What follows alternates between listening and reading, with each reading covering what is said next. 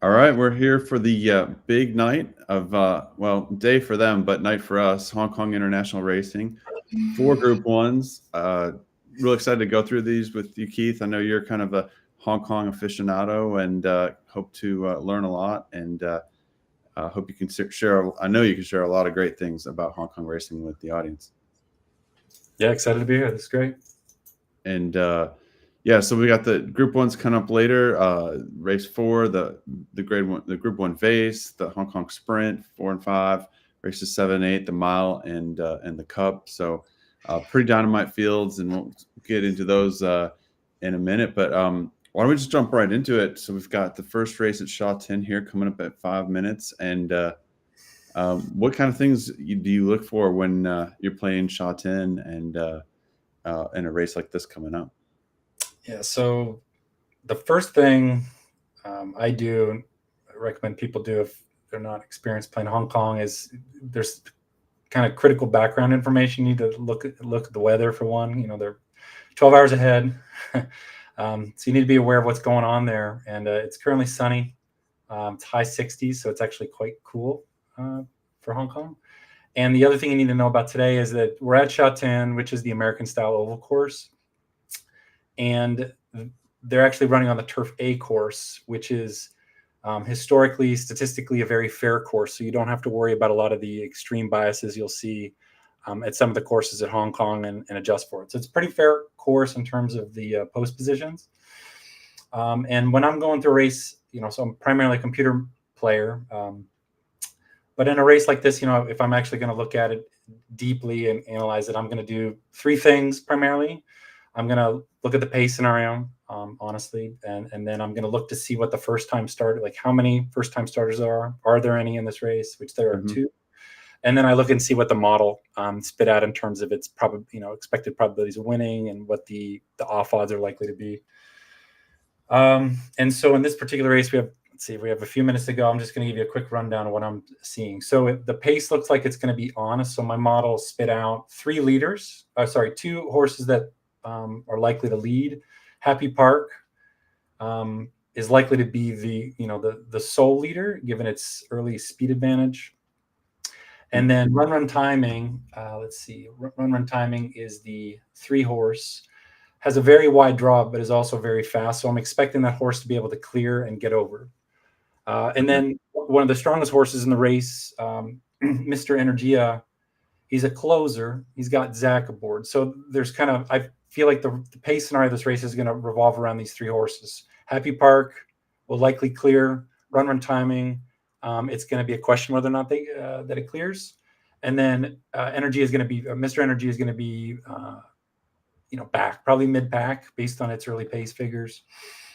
But Zach's aboard, so we're hoping he can work a trip later on. There's 2 first-time starters. Fortune Boy, if you look at his last barrier trial, he ran well. He ran well on a turf course. Did well, looked comfortable running. And then Super Strongman finished mid-pack, looked comfortable but faded late. So there might be an issue there. But okay, and I'm putting up your spreadsheet if that's all right. And sure, yeah. Just kind of walk through. So you were talking about the 3 and 11 being the speed here. So 11 Happy Park and Run Timing being the speed. The 3 you were saying had a wide draw post 11, and yeah, and those are in order. So that spreadsheet's sorted by their overall speed figures. So they're going to be out of order in terms of their actual number. And I guess if this is an audience that doesn't know Hong Kong well, so one of the things you need to know is the horse numbers are actually their rating numbers. So the 1 horse is the top rated horse in the race, and like in this case, the 14 horse is going to be the lowest rated horse. The post positions are unrelated to the numbering, either on the saddle towels or the program number. So you actually have to know that number independently. It's called the draw number they use. Yeah. And you need to know that it's not anywhere on the screen or on the saddle towels or anything. So you just have to know that from the program. So that's important. And then they put the most weight on the number 1. It's like so the highest rated horse carries the most weight in the handicapping system. So the group 1 horse races later, there's very little weight adjustment. There's going to be one big one that's important, but typically the group 1 races, all the horses carry pretty much the same weight. But the handicap races, there's a big weight variation between 115 and 135. and then So depending on the rating of the horse. okay, so your model, you're looking at the AI speed more than anything. It's picking the 11 and 5 as the two fastest. It's over the 11.5 two fastest. Yes. Okay. According to the projected speed. Yeah. So basically these columns are it's projected early speed, late speed based on historical statistics. Its most recent past speed at Hong Kong. That's important. And then the AI speed is a projection of those factors and a number of other factors that are used to kind of assess what do I expect to see in this independent of trip.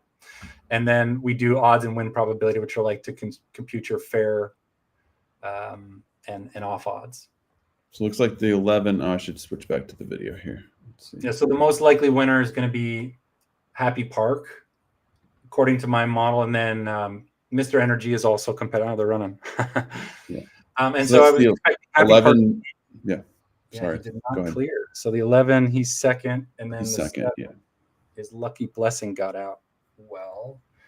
So I'm expecting Energy. So the 4 should be mid-pack. And then he should close well. He's got very strong closing speed. Mr. Energia over Yes. Zach Purton.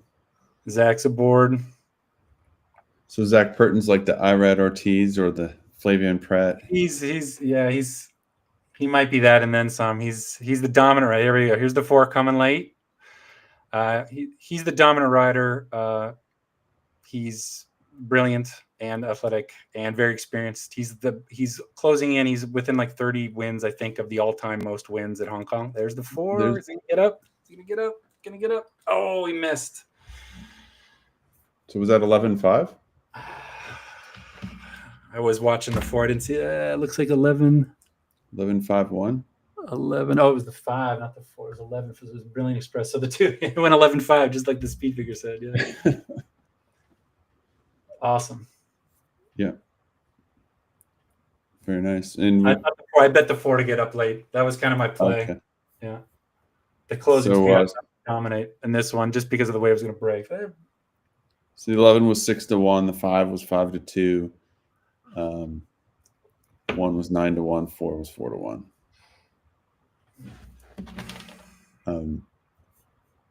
Yeah, and I mean the races over there are just great with 12 and 14 horses every race, and so many good finishes like that on the turf. It's fun. Yeah, and actually, I don't know if you can show this. Do you have the live tote up? So you could. One of the other cool things to show people at Hong Kong is that they run their own tote on their website. Oh, and they do this really cool coloring scheme that you can actually use it to kind of see how the computer teams are hitting late. I'll see if I can find it. I'll send you the link here. Yeah, send me the link. Yeah. Easier. Here you go. So that's like the exacta. If you get this up, this is going to be the exacta tote system they ran. So you can see the coloring scheme. And it looked pretty fair. Nothing got crushed late.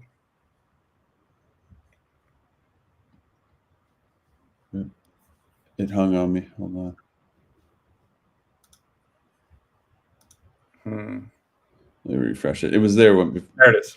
So you can see. So this is one of the tools. If you play Hong Kong, you really need to become familiar with Hong Kong's tote system. And so I use this. I have a bunch of these totes open. So I'll have the exacta tote, which they call forecast. And then I'll have the Quinella tote and the Win totes open. And what that allows you to do is see, like they update it at very high fidelity. So as money comes flowing into the pools, you will see the grids color in with green. Green is a 20, 25%. It's 20 or 25% drop. It's at the bottom there. And then so these are exacta will pays? These are the exactas, correct? Probables. Yeah. Why do they write out 21, 22, 24?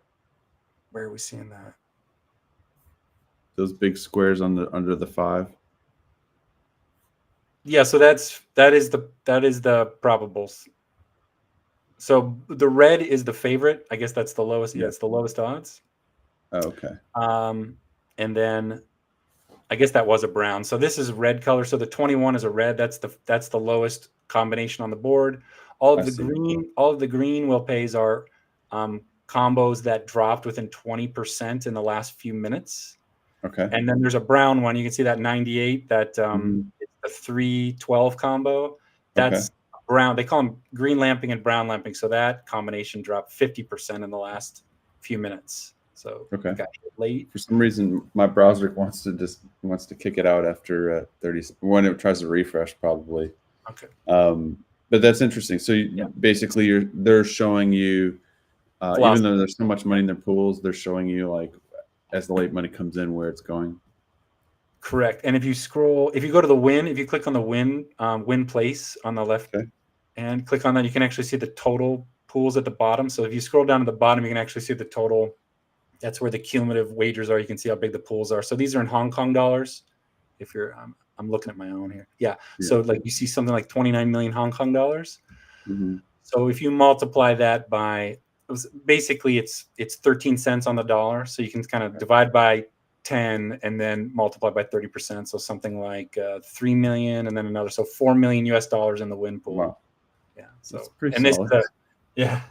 And this is a lowly, that was a class 4 race. So it's class 4 race is kind of your bread and butter, something like a high claiming race in the US. Okay. That would be class 4. Class 5 is the lowest. So that's your low level claimers kind of equivalent. So for people, over here that haven't bet Hong Kong, which is a lot of us, or I've only betted a little. Obviously, the pool size is one big advantage, but like, what are some of the other advantages? I know you've shared with me before about tons. Yeah. So the draws for Hong Kong are big fields between 12 and 14 horses, pretty much every race. Huge pools.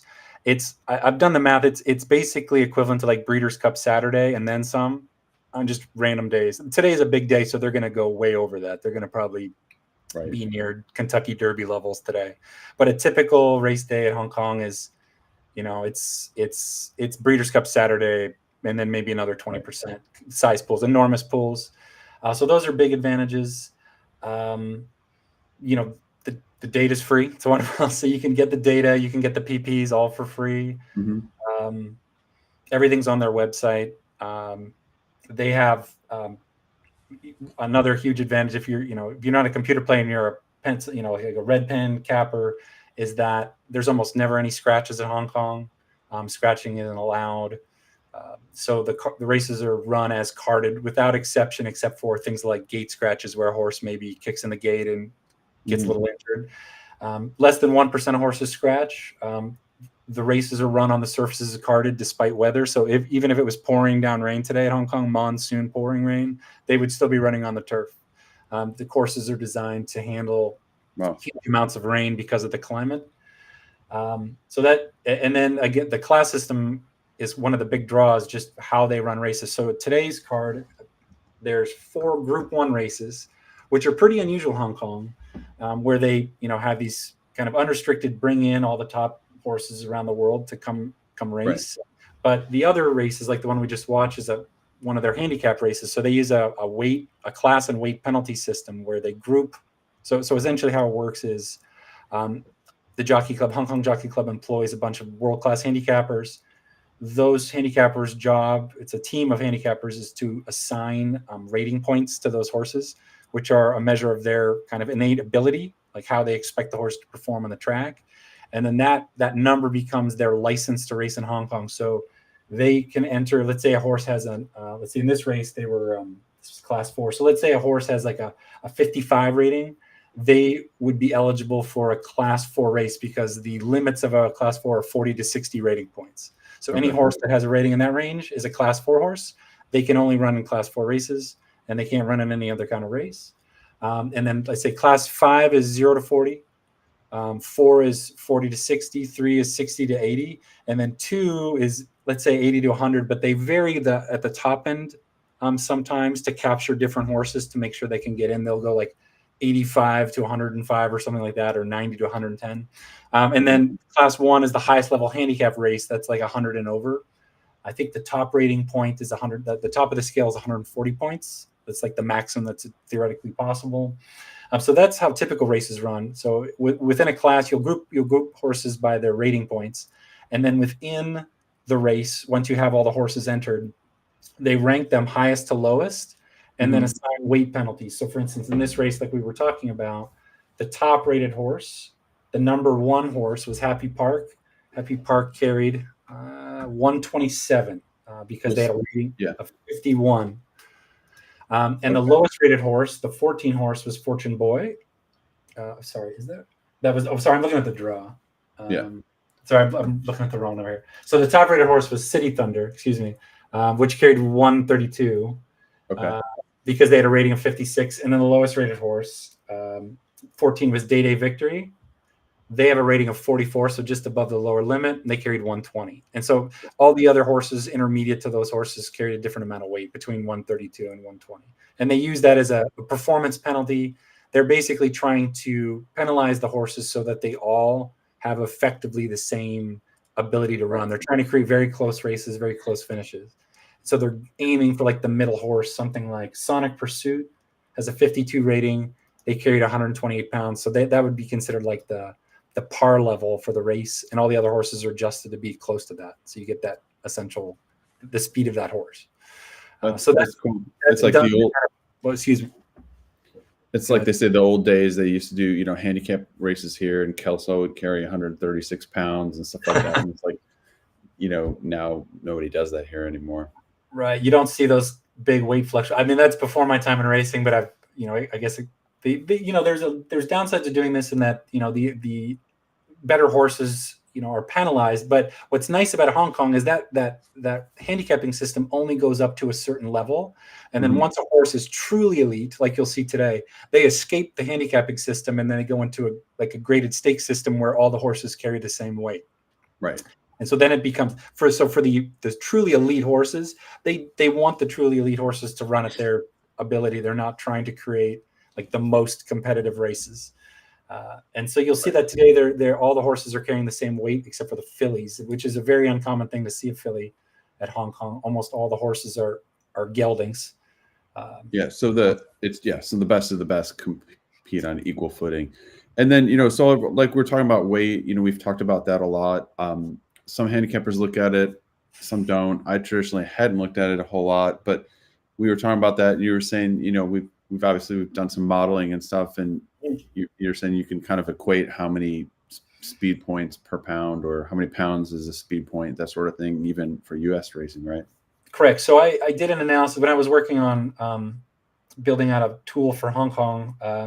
I basically compute speed figures, like really precise speed figures for the horses. And what I learned, I plotted the speed within a class. So I took all the class 4 races, and I took all the speed figures for those horses, and I plotted them by weight.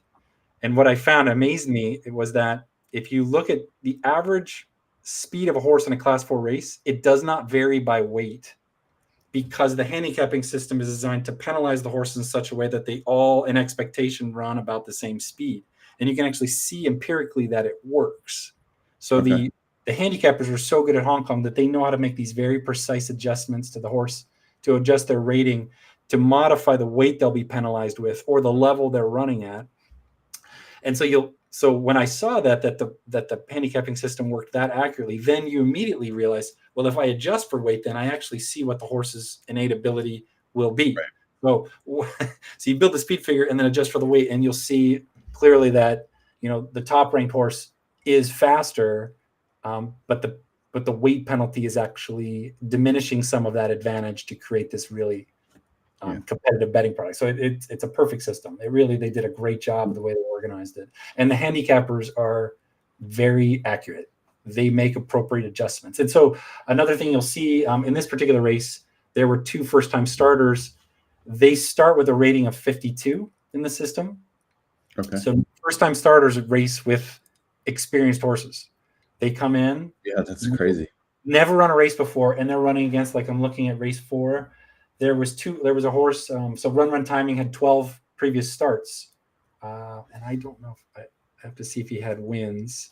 But they'll basically first-time starters run against older horses with many wins. You're talking about race 2 or race? The race we just watched. I was just using had the PPs up just as an example. There were 2 first-time starters in there. Truly, these would be in the United States maidens running in maiden races, and they were running against older horses with, maybe a full year of racing under their belt already. Right. And so how the rating system works is you come in at 52. If you are a good horse and you run really well or win, you move up and you get additional rating points, which means you move up in weight and then you move up in class. And if you perform poorly, they reduce your rating and you lose weight, or you drop down into a class with horses that have proven to be slower. And that's how they basically try to find the level that the horse should be running at.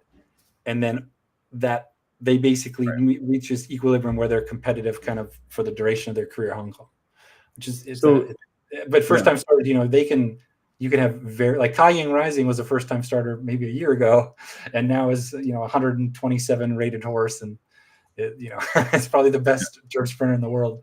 But a year ago he was a first time starter with everybody else. Kind of amazing. Interesting. Yeah. And then so when you're saying like if a class group level is like 40 to 60, and if a horse is at a 50, if it wins, would it just maybe go to like 55, but then it'll carry more weight next time? Correct. So if you win, you'll get a 5-point rating increase minimum. I've never seen one less than that. So there must be like a policy minimum that you get penalized 5 rating points. But if you win impressively, so that would be just for winning any race, even if it was by a nose. If you win by open lengths, they'll give additional rating points to really push you into a much heavier weight, or potentially even to the next higher class. So, for instance, Kai Ying Rising this year came in with a 15-point.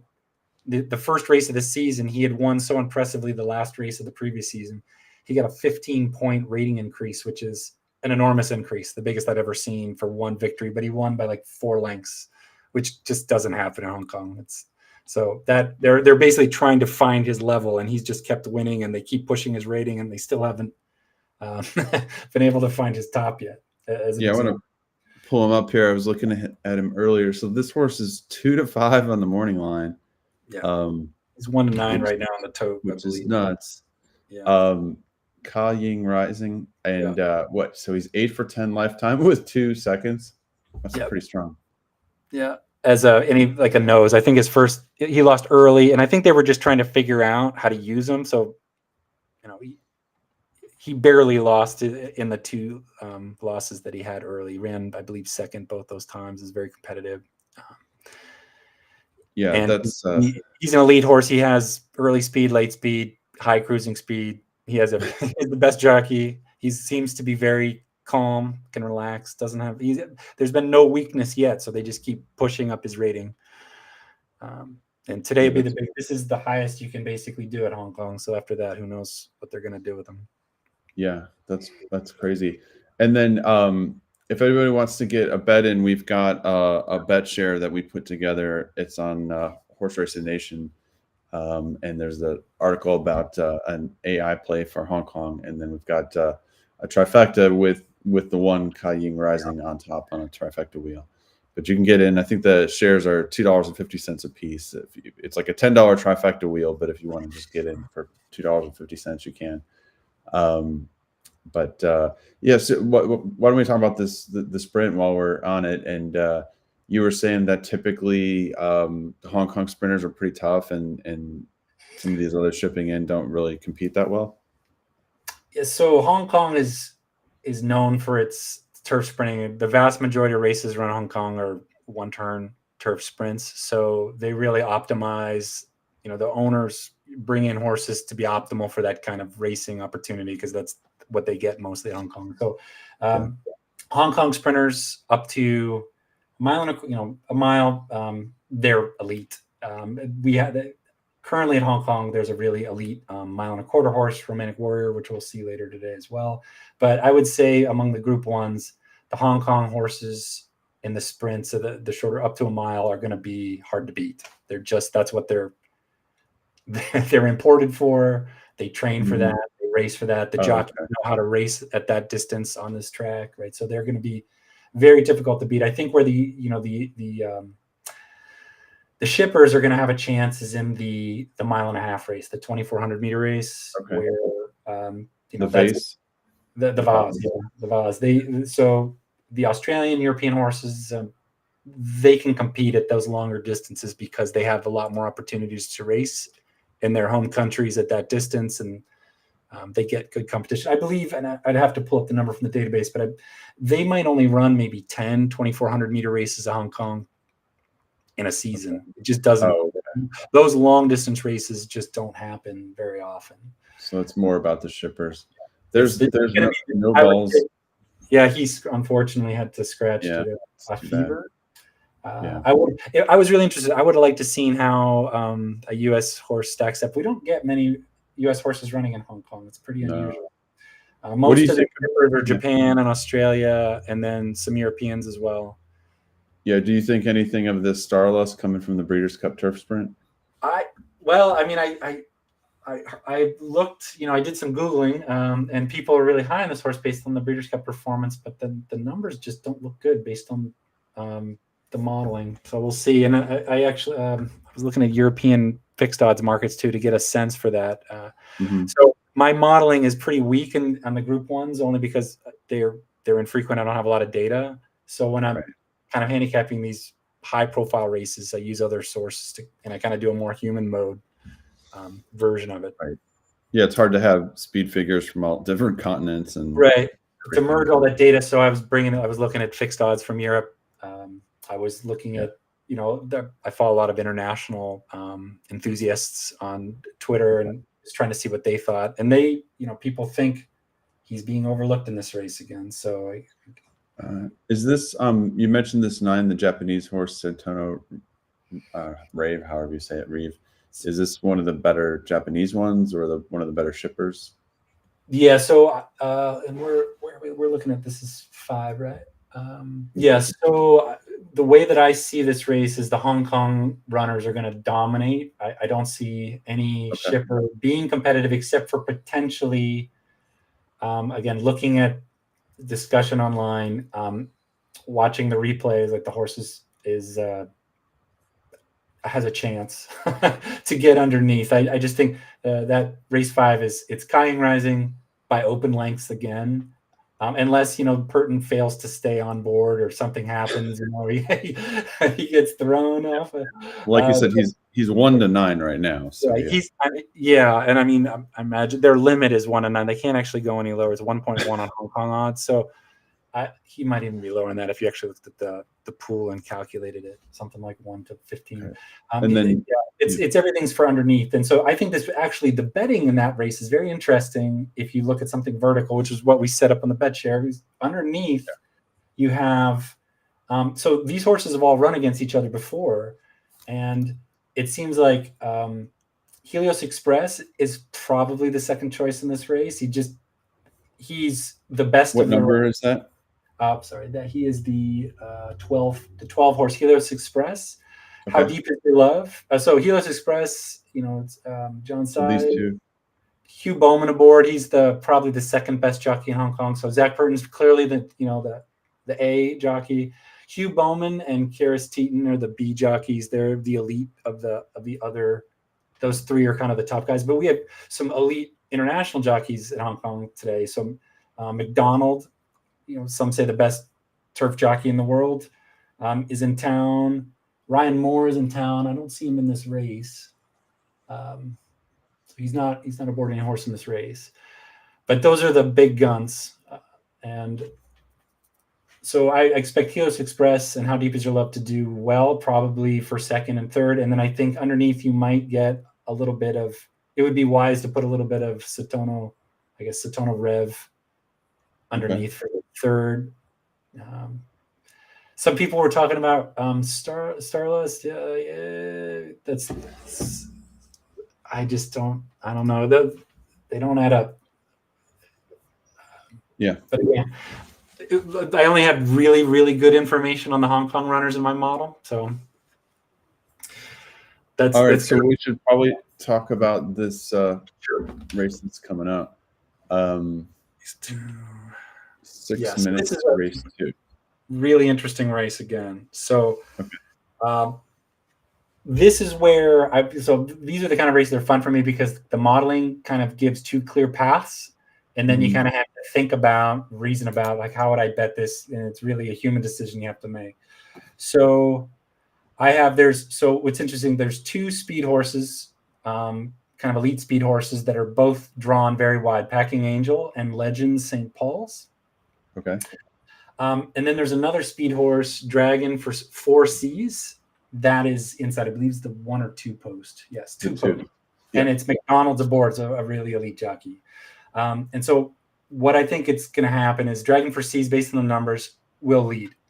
And then the question is, what is going to happen? Because there's a bunch of horses that have decent early speed, but not elite early speed. And there's going to be this, the two lead horses, Packing Angel, Legend St. Paul, are going to try to get over to get to the rail.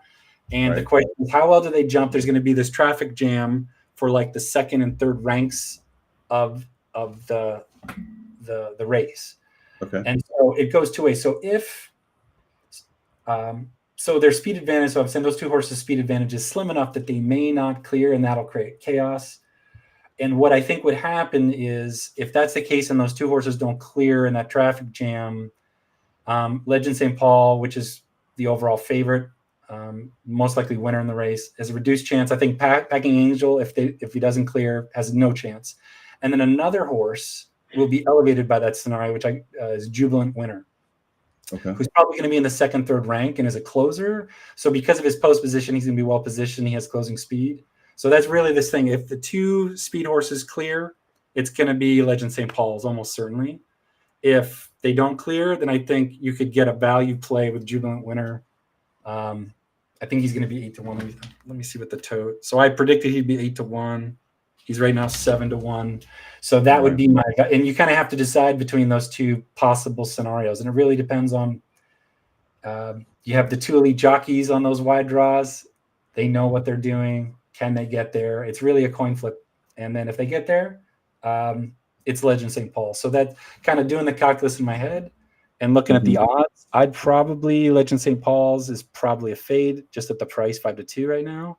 So I'd probably bet Jubilant Winner here and say, work a trip. It was going to work a trip from 2nd or 3rd on the rail, save ground with cover. That would be my bet here. Just kind of trying to integrate all that over all those, that evidence. That's probably the play, given the betting. But there's going to be 2 scenarios likely to play out. But the betting scenario that's best, based on what I'm seeing on the tote, would be they don't clear and Jubilant Winner gets in at 7-1. That's the play. Sometimes I like to do is like maybe take the 5 there. So we're talking about 5 Jubilant Winner to win. And then you could just take a small, $2 exact to 3-5 to cover yourself, if the favorite beats you, right? And so, because 7-1 is pretty nice on the 5. It's not bad. Yeah. I mean, that's the close you're going to get to something fair right now. And then where's Packing Angels 10-1? That's a nice price.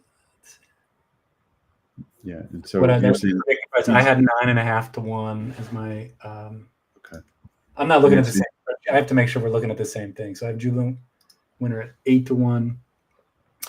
Packing. Where is it? Packing Angel at 7.7. So he's a play too. So then, but I honestly, even if they clear, I don't think he has enough to get there. Okay. So, I mean, that's a tough post 13. Yeah, you're out wide. So no, at shot 10, it's not as dangerous because it's this American style course. It's outer turf, so it's a pretty long straight to the turn, so they have time to maneuver. If that, this same kind of disposition of horses at Happy Valley, because it's a European style course with a very short run to the turn, you just have to eliminate the 2 outside horses. They just can't get there. And so it would be a totally different structure. But at shot 10, it's a very long run to the turn. They'll have time to maneuver. Okay. Okay. Yeah, I'm gonna switch the video on. So we'll see. So that would be I got put this in. So 3-2. And who's the 6, Master Phoenix? Yeah. Is he a firster or no? Or just Master Phoenix? He is a 2nd-time starter. Okay. Pretty decent. I have him. So he should be around 7-8 to 1, 6 to 1. I have him as. Did I put a note on this?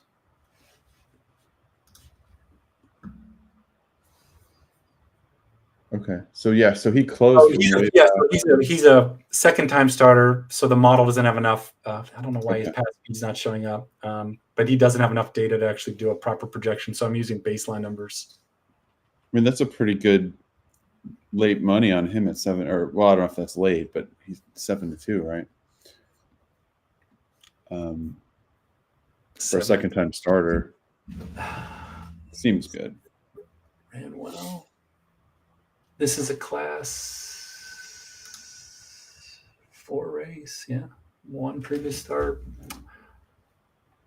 I have a factoring on the off probabilities, but we'll see. I don't think he factored the scenario just based on his running profile. But again, the sharp money at Hong Kong's pretty good, so good bet I'm missing something. It says the favorite is 3-6. No, the favorite is 6-3 on the exacta grid. On the exacta grid? Yeah. So he's raising now. Well, they're loading. Let's see the late money.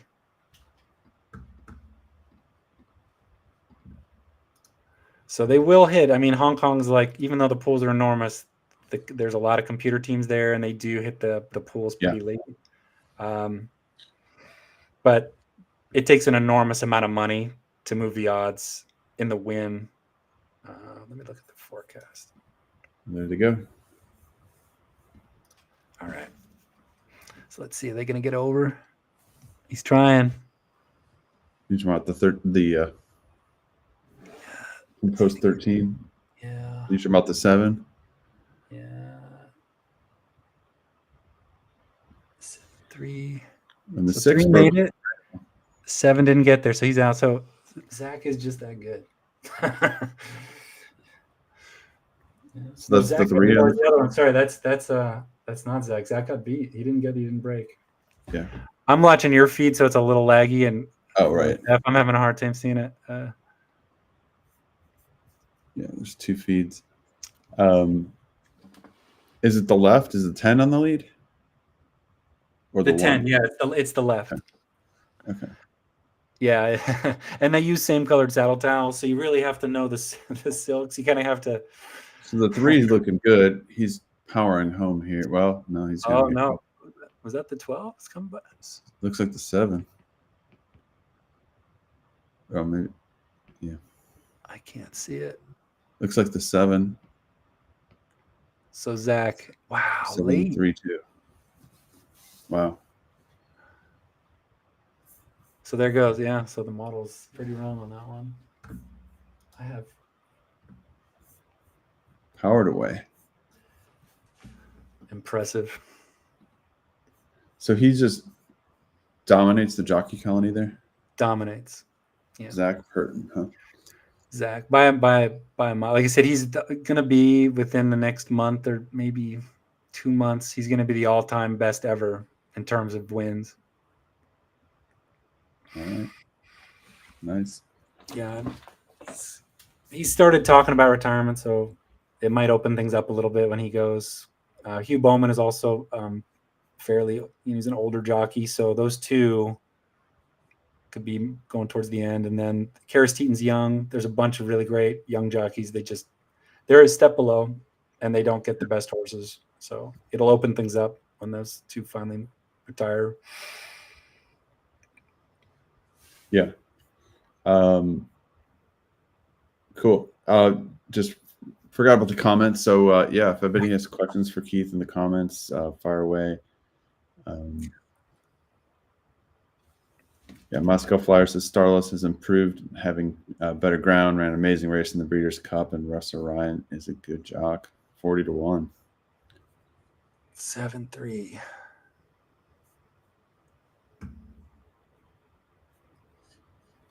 Huh. So yeah, I mean those races are so tough with 14 in there. Yeah, 14. It's a big race. Very competitive, and Man, I'm just surprised those pace numbers. Like my model pace is so late pace for Packing Angel is so far off what I just saw. Yeah. I have to make a note of that. He just crushed. Yeah, he powered home, didn't he? Powered, yeah. So okay, and that's So he was only a fourth. This was his fourth career start. 3 starts, 1 second, and I guess I'm gonna pull it up here, but.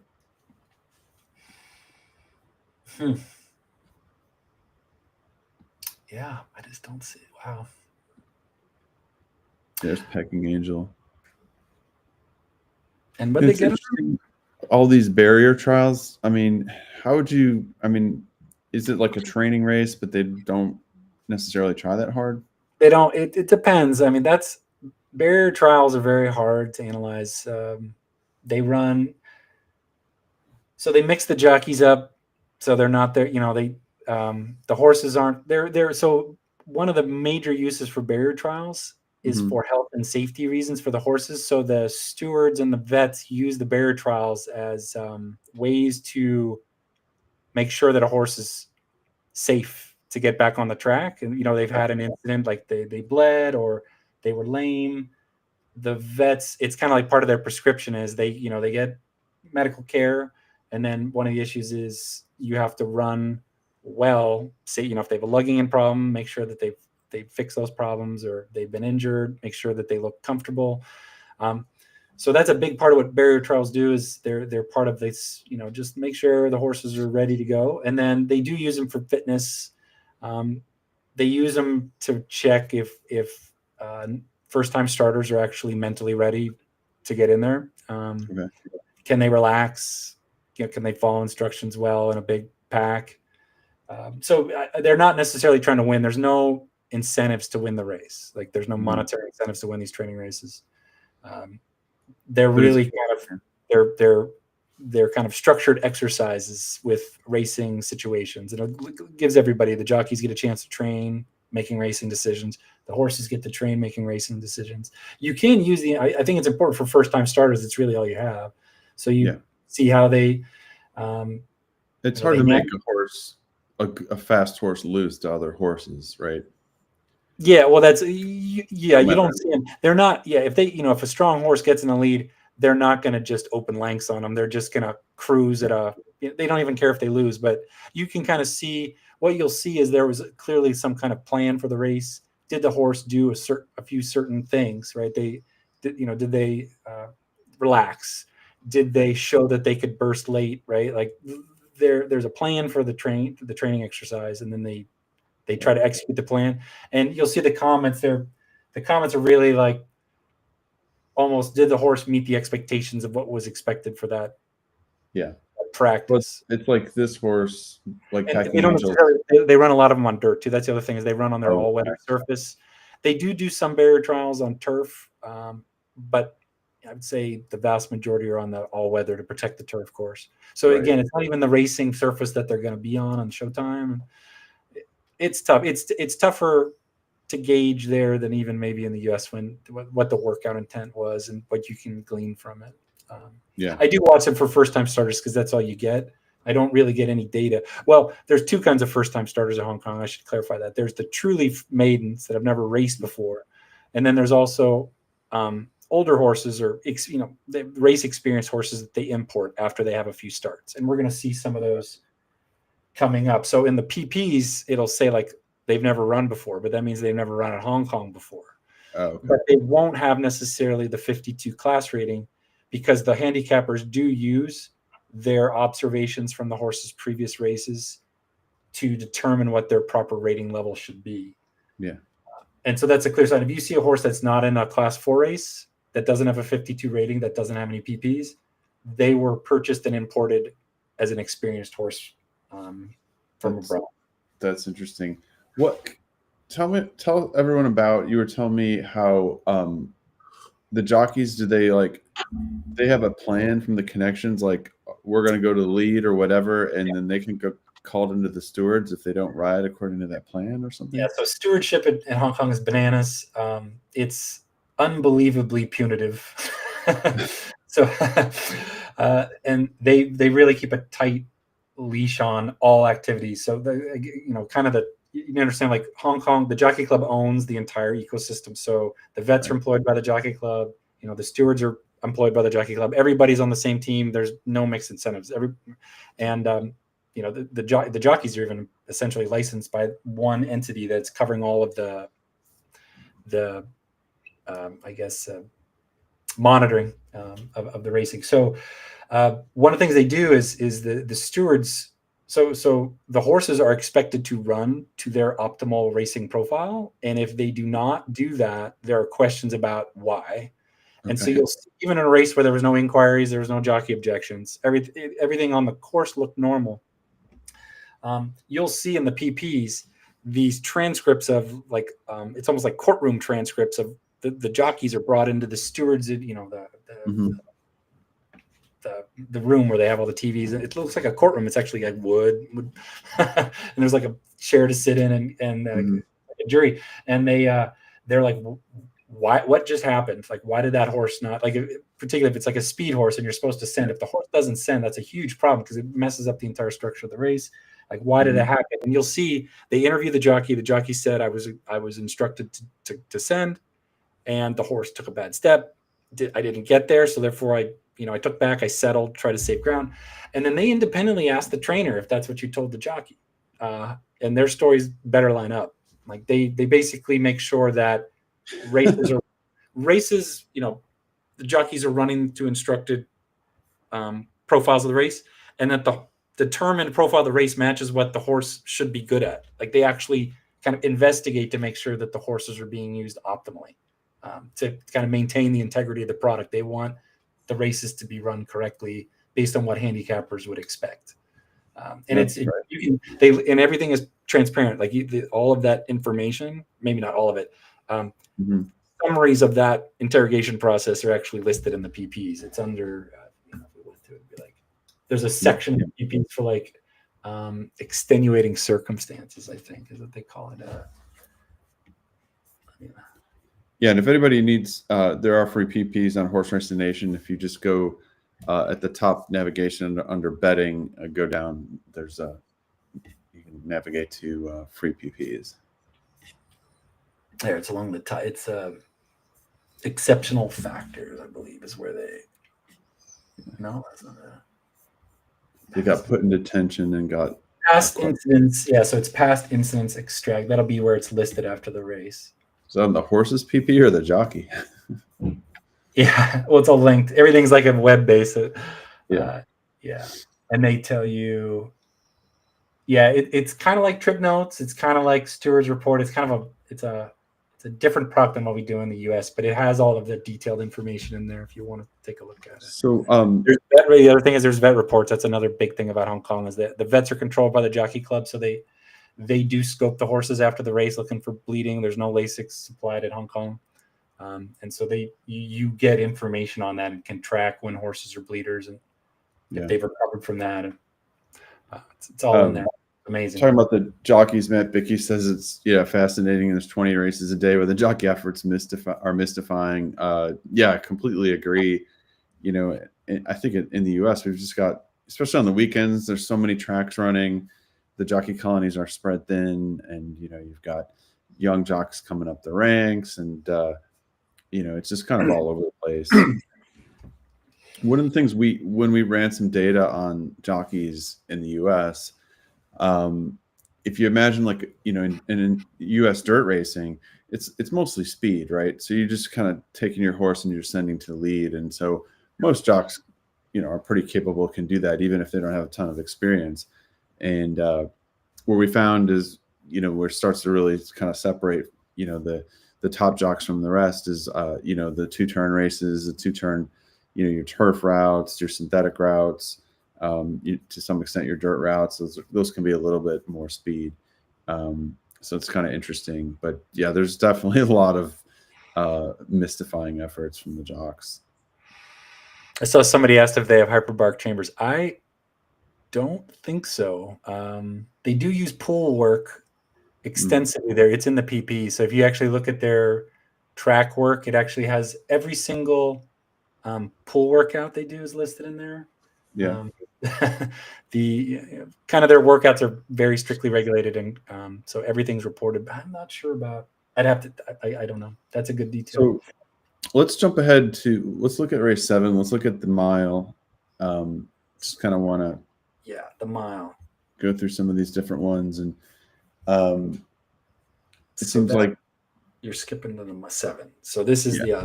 this is yeah. Yeah, this is a very interesting race. Yeah. So you want me to just go over it a bit? See? Yeah. So again, based on my lack of data about the shippers and my intuition about I really feel like Hong Kong, if you just look historically on these big days, like in the shorter races, the Hong Kong horses are exceptional. So my reasoning here was that there's 4 horses. They're all Hong Kong horses. There's 2 early speed horses and there's 2 closers. So I think it's really fascinating how they're going to interact. So how I have it is the pace, Beauty Eternal. Let me flip that over so you can see here. This is 7. So I have the numbers up. So I have Beauty Eternal drawn 11, but it has such a huge early speed advantage. I'm certain it will clear. And which number? Sorry. That's 11. Okay. I want to make sure. I'm gonna flip ahead to it. I have all these things lined up. I have Taj Dragon. Page. I'm looking at the dragon. I gotta move that column. I apologize. Beauty Eternal is the 4 horse. Okay.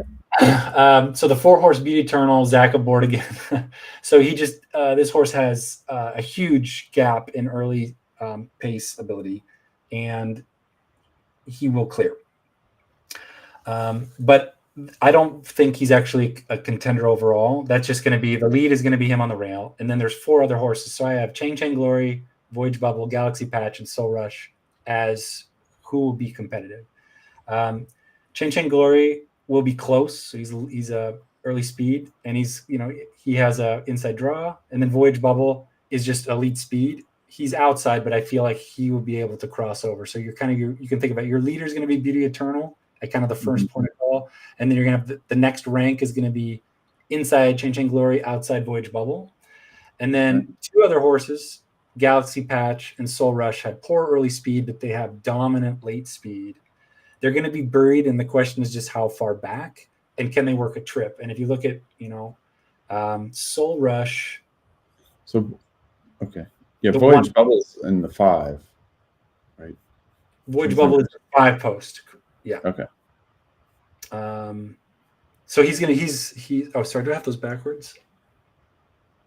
No. Oh, he's inside too. So yeah, he should be. So Voyage Bubble is going to be up. I apologize. So Voyage Bubble, I have outside due to outside drawback. They're basically going to be in the 2nd rank. I might have that backwards. Chang Chang Glory, Voyage Bubble, 2nd rank. So they're going to be right there. The early leader is going to fade. I'm not worried about that. And then you have these 2 closers, Galaxy Patch and Soul Rush, who it just depends on how far back they get buried based on their break. The model is telling me they're essentially indistinguishable from each other. So Voyage Bubble and Galaxy Patch, I have it like they're 3-1 fair and off. So they're kind of a 0 Kelly valued play. And then the question is, could you get value as Soul Rush or Chang Chang Glory closing? So they're going to be in that 8-9 range, 7, 8, 9. And if they're not too far back, they have the closing speed to get there.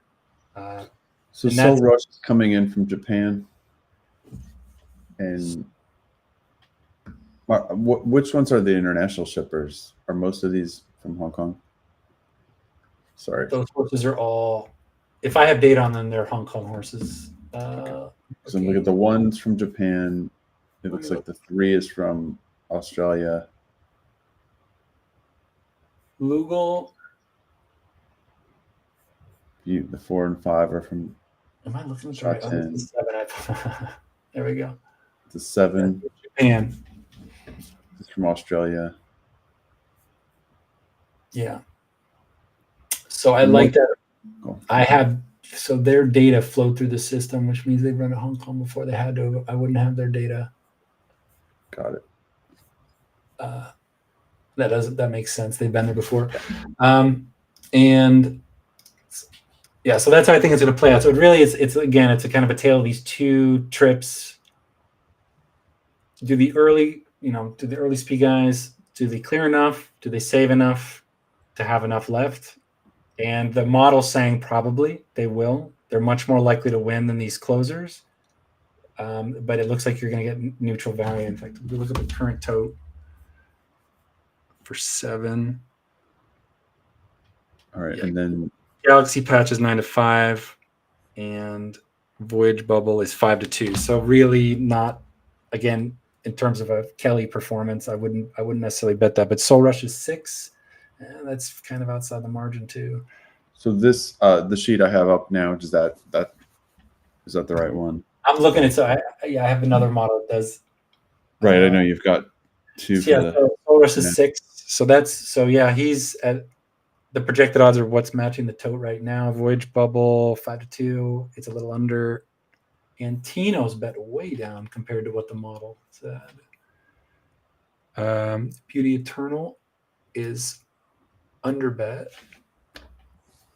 Where's Galaxy Patch? We have it at 2.4, 1.8. It's about right.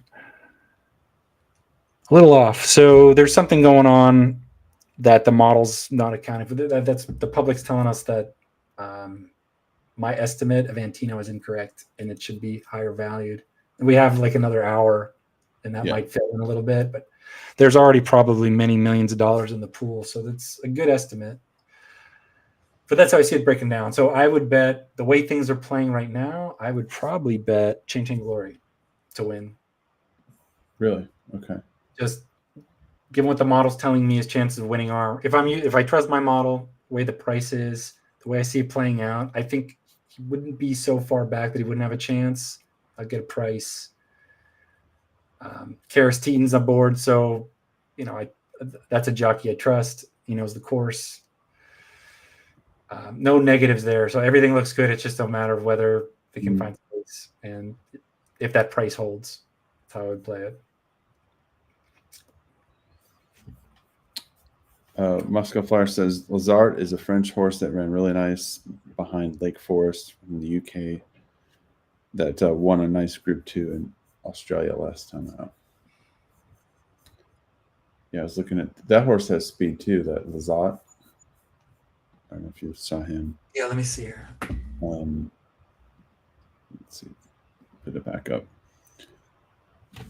That might be because I'm not accounting for that in the model because I don't have that data. I might be some of the betting is flowing. Oh wow! So this horse is 6 for 7 lifetime with a second at I guess that's Rose Hill. Yeah, so in Australia. Hasn't run the distance yet, so it's a little short. It's stretching out.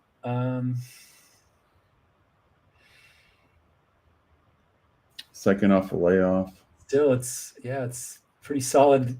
That's a pretty nice resume. It's stepping up a bit. I mean, it's a ship. It's a bigger stage. Hasn't run the distance. It's a lot, Yeah. Yeah, name's early pace though too. So, and where's the post on that? Let me think how Post 7. 7. So, I don't think that would matter for the way that I gained it out. The other, unless he was much faster than one of the top two, that would maybe be like there'd be 2 horses in the first rank.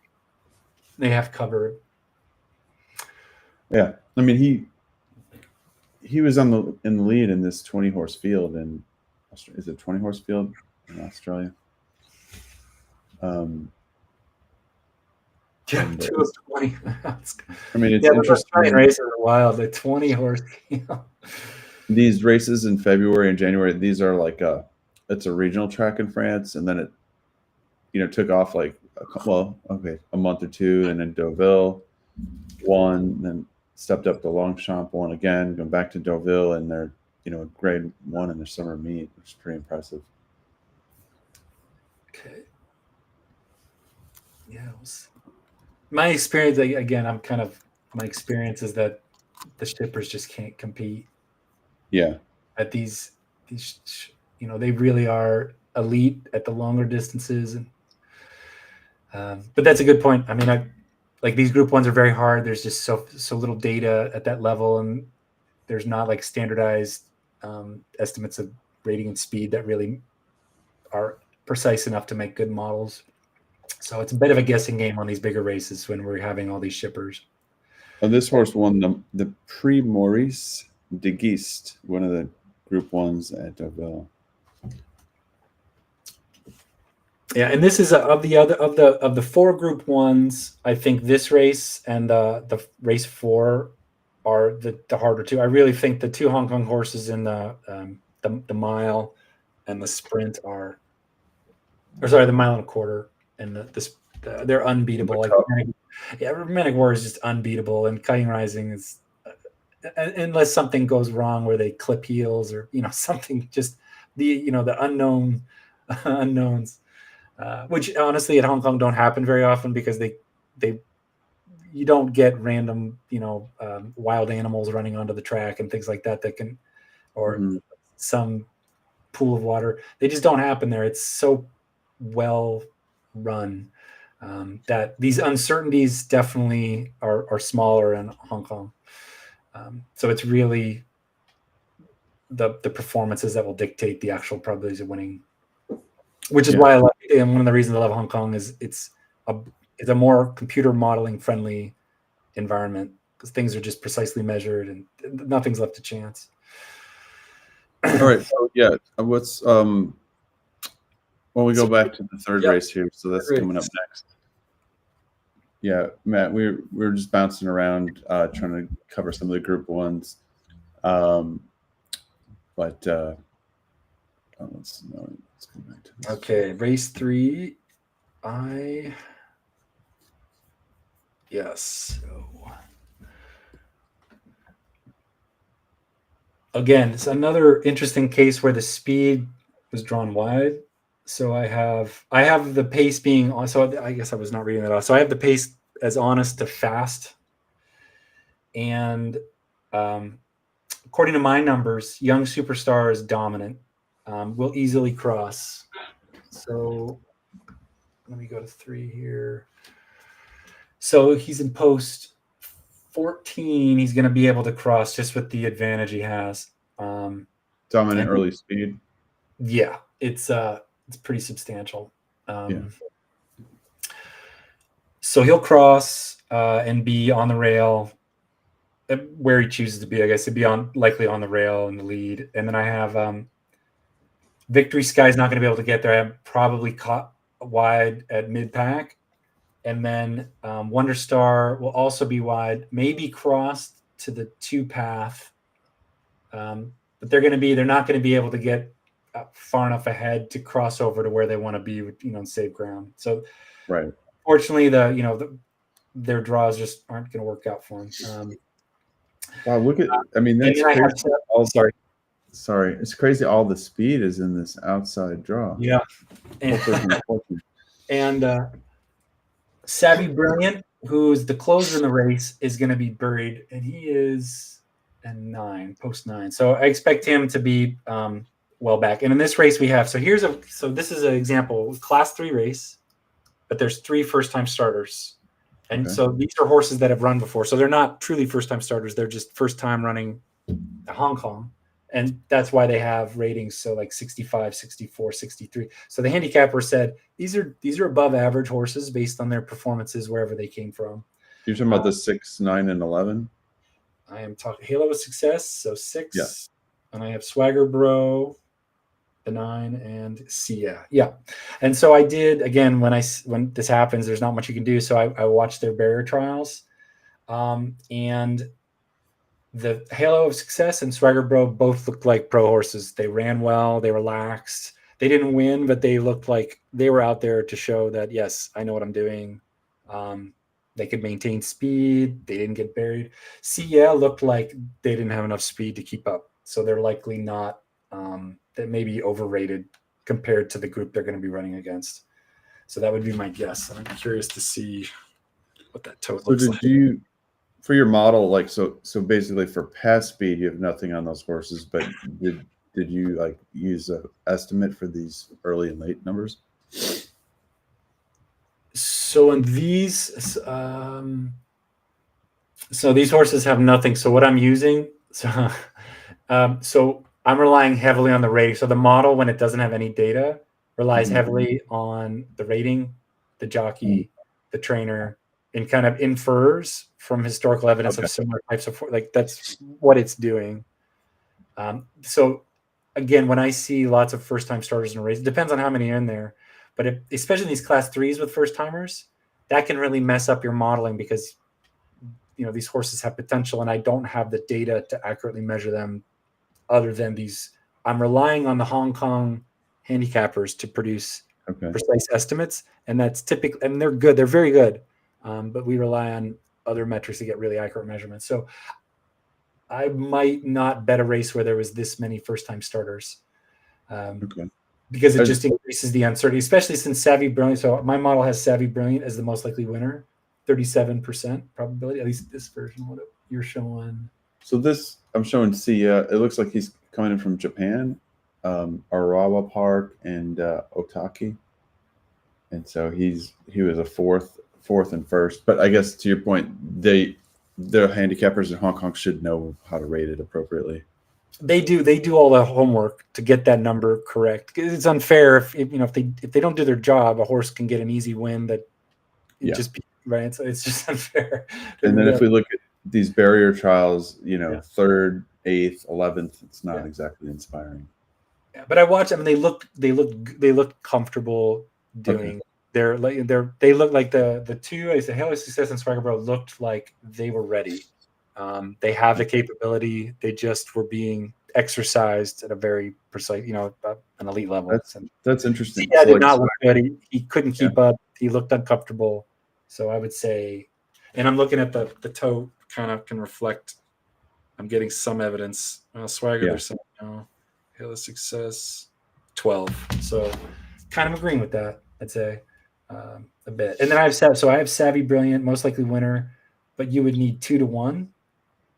And he's a closer, so he needs a trip, but he has Zach. So again, kind of thinking about all the calculus. What is he at right now? Is he a bet? He's 5-2, so that's really tight. How much time do we have? 9 minutes. Yeah, maybe. Oh, and I also have a value play. So Devano. Okay. The 4. So it's McDonald. Looking like we need 6-1 to bet him. It's the 4 horse. Yeah, sorry. He's 2-1 right now. Yeah. Yeah, so you got bet way down. Yeah, so no, basically no. Great jockey. Has the right mix of early and late. Given the draw, that I think he'd be very competitive. He's going to be right there. Maybe can't choose the position, but probably will be in position. Mm-hmm. So that would be my value play, but we're not going to get 6. I think you'd need 6. So probably no. I'd bet Savvy Brilliant then. It's positive EV at that price. Okay. And so how I would do this if I was, locked in and not doing I would have all the totes up and I would be watching the Exacta and the Quinella and the Win totes, trying to see if I'm going to get that price or what is the velocity look like it's going to get bet down. Typically you don't get like, in the US, there'll be like that last flash drop. That just doesn't happen in Hong Kong, but you can kind of estimate where the price is going to go 30 seconds out. You can make a manual decision. You can still manually kind of estimate where you're going to end up and be pretty accurate about it. So I don't worry too much about if as long as the odds are not like brown lamping and everything's chaos in the last 30 seconds, I just won't bet. But if everything looks pretty stable, I'd bet a horse like that if he stays at 5-2. Okay. How much do you look at these paddock picks and all the different commentators that are on there? They're well, I watched the New Zealand feed. So the best handicappers I've seen, they're like public handicappers, are the South China Morning Posts. Like they still have like a racing desk.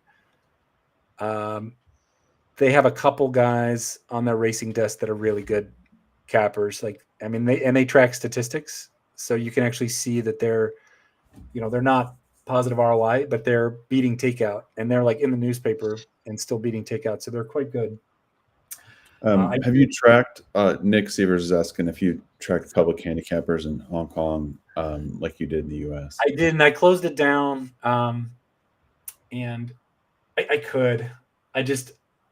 So what I found doing that, I did this project called Capper Track a few years ago where I tracked public handicappers in the United States, and to see like how good they were, who should I listen to? It's kind of like get the numbers first, who actually produces performance, and then I started listening to all the content they put out if they're really strong.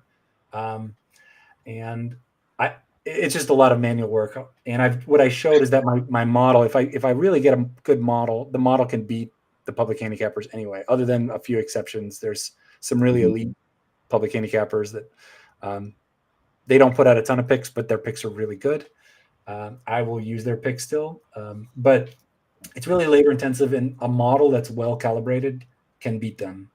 And so what I found is it's just not worth the time to do that. It's easier to just try to build a better model. With all the time I was using tracking people and inputting data and analyzing it, it's easier just to work on the coding and do things like I do replays now for Hong Kong. So I do my own replays, and I actually watch the races and do my adjustments for lost ground and taking back and things like that. I actually, Saturday morning, I'll do the previous week. I have some time, quiet time to do it. And I found that that's more valuable than that's where I spend my free time is actually doing trip handicapping. So, all right. So this race, so you're on the 1 Savvy Brilliant or the 4 Divano? Well, not at the price. So Savvy Brilliant at the current price, I think, is still a play. Divano doesn't look like it'll be playable. Okay. At the price. In fact, he's not a favorite. Yeah, he's favorite. So, yeah, the model might be wrong. The model's telling me my handicapping looked right. Like his numbers look like he has a chance, but he's going to be in the mid pack, and it could get really like he's not going to have any room to move. So, but McDonald's a great jockey, so maybe they're not worried about it. I always worry about horses that kind of grade out to be in that cluster where they don't have the ability to make their own decisions. They have to get lucky, right? Or at least that something has to go right for them outside of ability and draw that I can't model very well yet, and I haven't really figured out a way to do that precisely. So I don't like to bet those horses, and my model penalizes them. Okay. There's probably value there if I could figure out how to do it. What's kind of nice about this dominant late pace on the 1, is like I said, you've got all this speed coming from the outside from the 12, 13, and 14, right? So 12, 13, and 14. So if the pace gets hot, the 1 doesn't really have any competition as far as like a good closer. And that's the honest to fast, right? So the pace is honest, and it could be if depends on in trainer instructions and how they break. It could cook up really fast, and that would set up for him. So I think that's a good bet. I'm just gonna do it.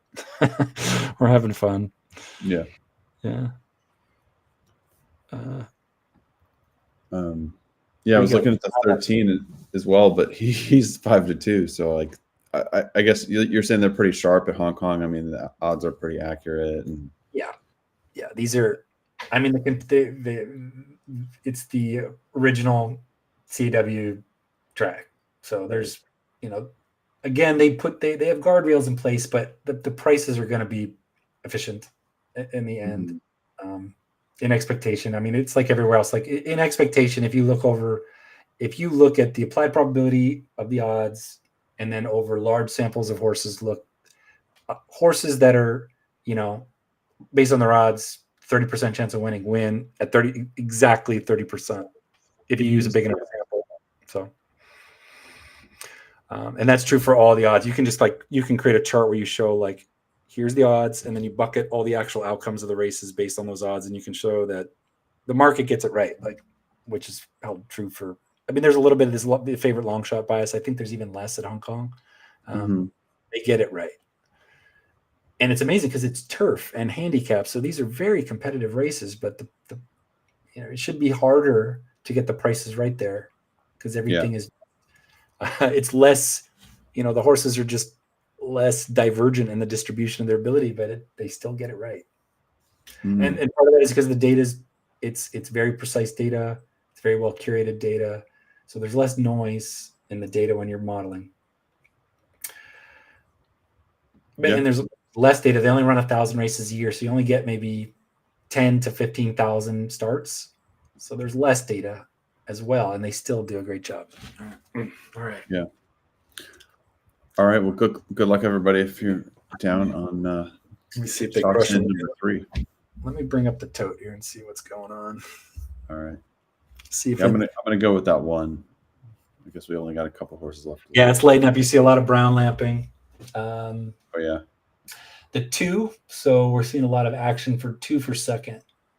So that is the 2 Wonder Star. That is what they're saying. The 2 horse is. They're starting to kill it for underneath. I mean, these are long shots, so the computers are just saying these are very long shot, but big drop weight. It looks like 312. All right, so there's your 14 that you said had speed. Who's way out there? Somebody's flying, trying to get to the lead. Yeah, can't say it. Now they have a long, so it's not as extreme as like at Happy Valley because they have quite a long run in order to get that position. So it might be a little less dramatic. But yeah, 3. Oh, it's the 3. He was from post 13. That's what it was. Yeah, right. So big difference. Yeah, we're getting this confused. Okay. So 3, 10, he's in position and he's got late speed, so he should distance. Let's see, is he going to get caught? It looks pretty good. Uh-oh. He's holding. Come on. No, he's fading. No. Four's coming.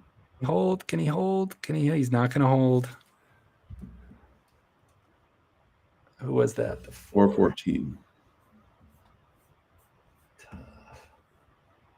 Is Devano? That was Devano, yeah. And you said 14? Yeah, okay. Yeah. 4.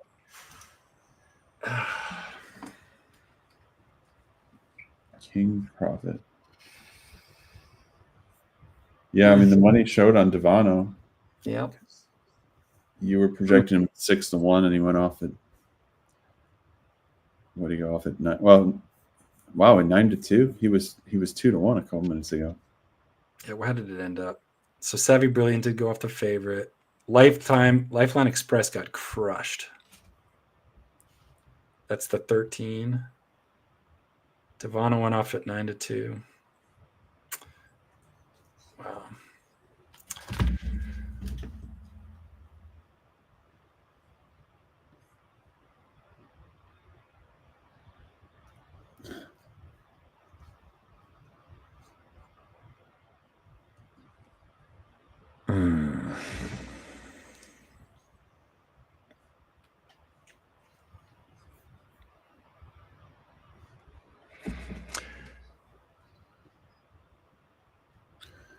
Yeah. All right.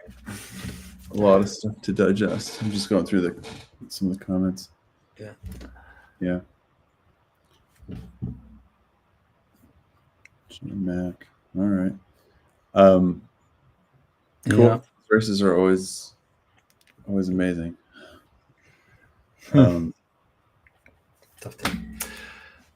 And he was, let's see.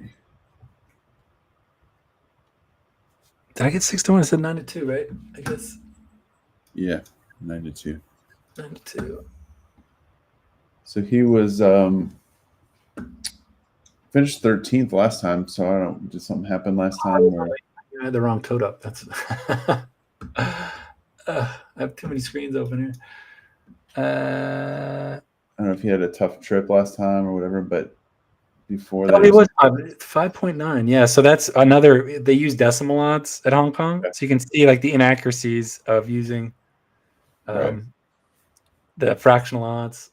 Basically, right at 6. I still wouldn't have bet that he's under. I would need a margin. Yeah. It's tough. But 3 to 2 or 3 to 1, 3.2 to 1 on Saturday. But it was a good bet. Just didn't get there. Yeah. Okay. So now we get into the group one. Yeah. Let's talk about the. Yeah, so we kind of hit on it. This is the toughest for me. I mean, unfortunately, this is the one where I have the least insight. The vase, yeah, the vase. The vase. That's how they say it. They're all everybody's that on the English channel is Australian or English. Oh, okay. So that might just be the English way to say it. Right. So who's favored in here? 3. So when I checked when I was handicapping, it was Stellenbosch was the favorite at the time, both in the fixed odds in Europe, and still is. Yeah. So on the tote, Stellenbosch is 9-5, and maybe 2 or 3 hours ago it was 7-2 offshore. Fixed odds. I'm gonna flip to him. So that's the 13. So this is the 1.5 mile race.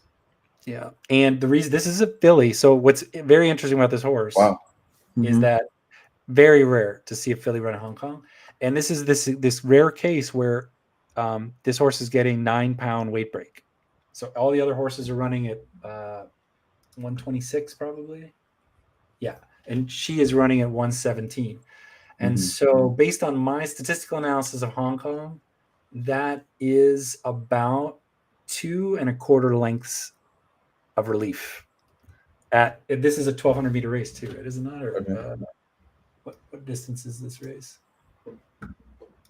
No, this is a super long race, so it's even more, right? So this is a 2,400 meter race, 1.5 miles. 9 pounds at 1.5 miles is a big advantage. Yeah. And I imagine, if you look at the PPs, like she's run well in big fields at the distance, but I mean, again, I'm not an expert in evaluating the quality of Japanese races, but it seems like she's running against fillies of her own age. So it's hard. That just doesn't compute for me. Yeah. Whereas, like, for instance, Without a Fight is the former Melbourne Cup winner, but got injured, was off for a year. Okay. I mean, what I'm saying is, Without a Fight was offshore 4-1. Where's he now? It was like second choice. Now it's 3-1. I mean, think about this. This horse won the Melbourne Cup. So he won the Melbourne Cup 2 starts ago last November. Super elite horse, ability-wise, got injured, right? Took a year off, came back, ran well off a super long layoff. Did not win that race, if I remember correctly, but showed that they're back, right? Yeah. And that, to me, and honestly, from what I know about how Hong Kong stewards and the vets work, is like that horse would not be in this race if that horse wasn't 100%. They just won't let horses run that aren't perfect. Right. So that horse is a Melbourne Cup winner in talent, and I would bet that horse. Like that horse is going to win this race if that horse is healthy. It just I mean, it's not even the same planet as the rest of these horses. It had its prep.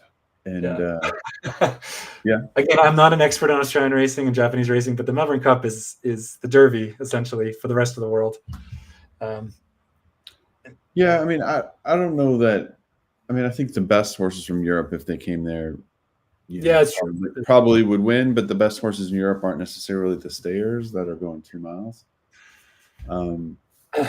So, from my chair, I thought there's 3 horses. Without a Fight, I think is the best horse, and given that it seems like it's recovering, and they did a prep race, he's ready to go.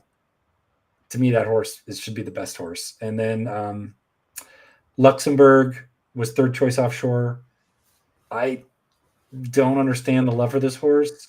Yeah. The rating, in terms of the rating fits, got Ryan Moore, excellent jockey, has won a Group 1 at the distance, but form is I didn't like him Breeders' Cup weekend. muddy. Yeah. I'm not sure why I would like him here after running 6 in the Breeders' Cup. And then, so how I handicap this race, since I'm really kind of blind without data, I went to the offshore, looked at fixed odds and said, okay, and then looked at the PPs and said, yeah, I can understand how these, other than Without a Fight, I feel like that's not right. 9 pounds is not enough for me to like a filly that's never really won against this class, even with 9 pounds. And she's favorite in offshore? She was favored offshore, and she's still favored. She's 9-5, now up to 2, and then Without a Fight is 3. So, and then Luxembourg. So the ordering has stayed about the same. It's just been suppressed. So they're betting the top 3 down more. Okay. And it really seems to be that. And then there's the French horse, Marcusset, and then yeah. So what's his record at Hong Kong? I'd be curious. He usually means business when he ships. Andre Bob. So they have that at the beginning of the media guide. There's let's see if that's there. Trainer. Do they have here?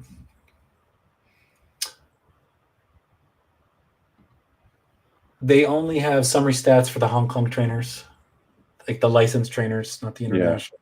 Yeah.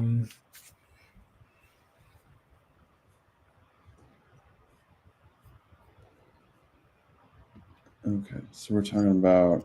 But that ordering seems about right. Like, other than I think that I would have the Without a Fight on top, but that would be my. Here's based on pure ability and proven ability to win super elite race at this level. At this distance. Yeah. That would so here's the odds from Odds Checker for the offshores and for the UK and everything. And so like I said, Stellenbosch favored Without a Fight, then Luxembourg, Marcusset. Okay.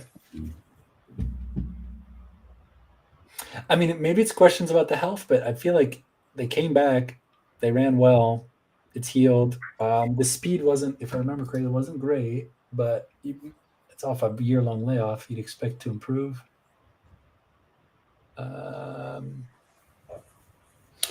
Yeah. So the speed was suppressed, but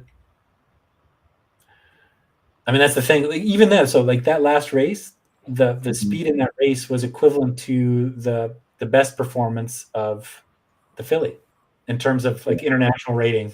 So first off a surgery layoff, I don't get it. But I'm not a paper and pencil handicapper, so I rely on the model to make these decisions for me. I would be flummoxed and not know what to do, and I would bet the 1 because. All right. What else? What other options are there? There's so Marcusset's the 4th choice, and then and that again, I'm a poor judge of estimating like grade 2 and 3s in France. The turf is different there. It's hard to know. The distance is there. I mean, that horse has shown they can run at the distance. Things go their way. Again, there's no clear dominant horse in this race. There, the obvious horse has an issue, a question mark. I get it. Yeah. The 2, so that's the 5th choice. Marco Body, O'Shane Murphy's up. What are you looking at? Sorry, the PPs on the 2. On the 10. 2 got Givoletto. Yeah, so there's a horse that has a 126 rating, but 119 rating. Didn't do well. That was a top. That was kind of an unusual top for him. Yeah, it's tough because these 1.5-mile horses don't necessarily like have the biggest prize money over there, or I mean, look, so this horse, he's running Group 2s, Group 2 in Dubai, Group 3s over in England, and then is that Korea? KSA? What is KSA? KSA is Korea, yeah. Korea, UAE, Great Britain. Here we go. Ensued, look like in the morning, yeah.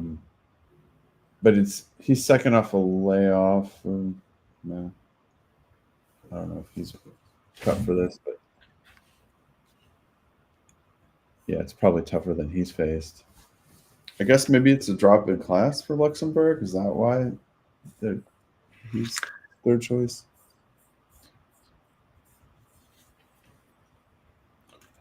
Dubai honors. Yeah, okay. I mean, this is it's a pretty elite race. But British Cup Turf is also a pretty elite race. Yeah, he just got smoked. Like he runs at the level. This is a bit of a stretch out. He runs at the level, but hasn't shown that he can really win at the level. Mm-hmm. I don't remember the Breeders' Cup race now. Didn't impress. Rebels Romance, kind of won nicely. He wasn't really a factor. Luxembourg.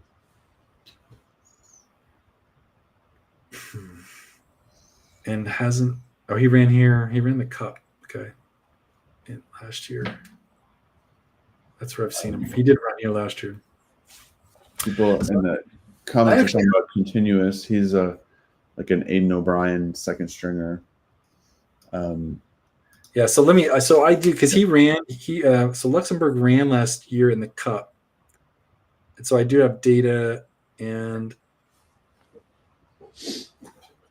yeah, I mean his data fits with the Hong Kong horses, but like I said, I think the Hong Kong horses are cut below the horses that I don't have any historical data. Yeah, the 9 continuous set is interesting at 40-1. So he ran in the Arc, he ran 15th, and then he ran 10th 2 weeks later. So he's going in Group 1 to Group 1 in October, and then it's like shipping him halfway around the world. They probably wouldn't do that if they didn't think he had a shot. He's in form, yeah.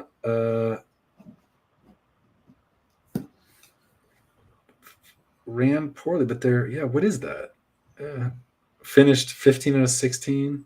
Yeah, says he raced on the pace before fading to second last of 11 at Ascot, and Grade 1 champion on October 19th on a slow track.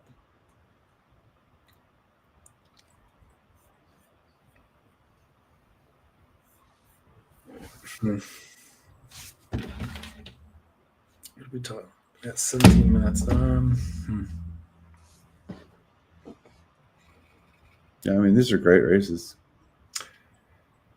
Yeah, so what's interesting about this kind of race is if you are a person that studies international racing, you're at a huge advantage. If you kind of are if you're someone that kind of tracks all of these horses and can infer performance across the different tracks, the shipping. This is kind of the last place where computers struggle, because it's very hard to integrate data from all of these different sources, which is nice.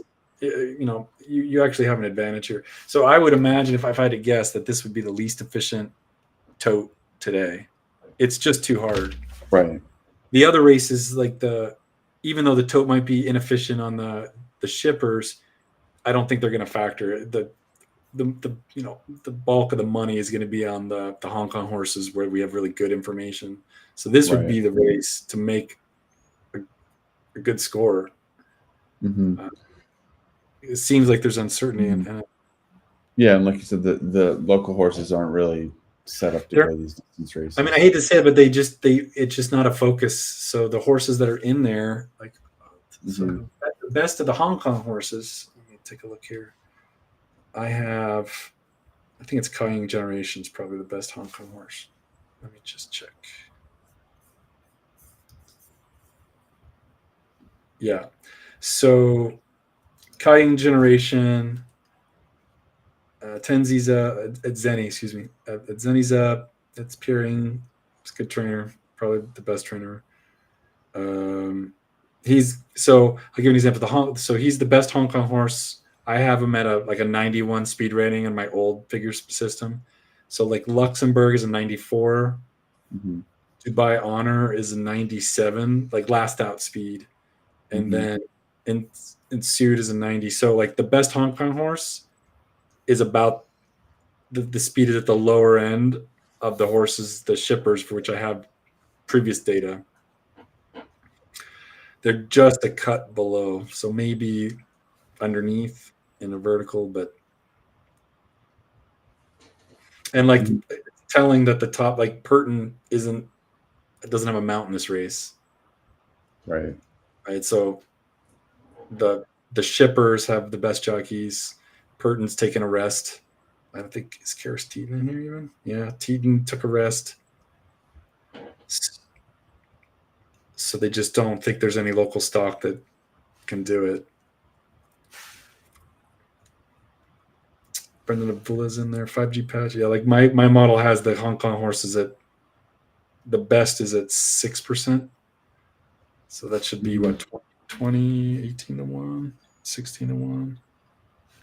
Yeah, Cayenne Generation's 21 to 1. So about what I'm showing. So Dubai Honor, you have him. I have a PP for him, and his last out speed was 97, which is good. What's he? Well, see, he came here in April for a Group 1. What was that? And he ran 4th. No, he ran 7th by 4. He is a plotter according to my pace figures. Yeah, he got beat by Romantic Warrior at a mile and a quarter. So they kind of gave up on him at a mile and a quarter, and then the rest of the year they started going mile and a half, and then this last race was a prep. They just went a mile and a quarter on all weather. Yeah, let's see what else. Anything else? The weights, and so just trying to look at anything here. I'm looking at their weights. Like even what's amazing, these distance horses, they almost all weigh the same amount. Like there's a body type. Like you'll see in the sprints, there's wild variation in the weights of the horses, like the body types that can be successful.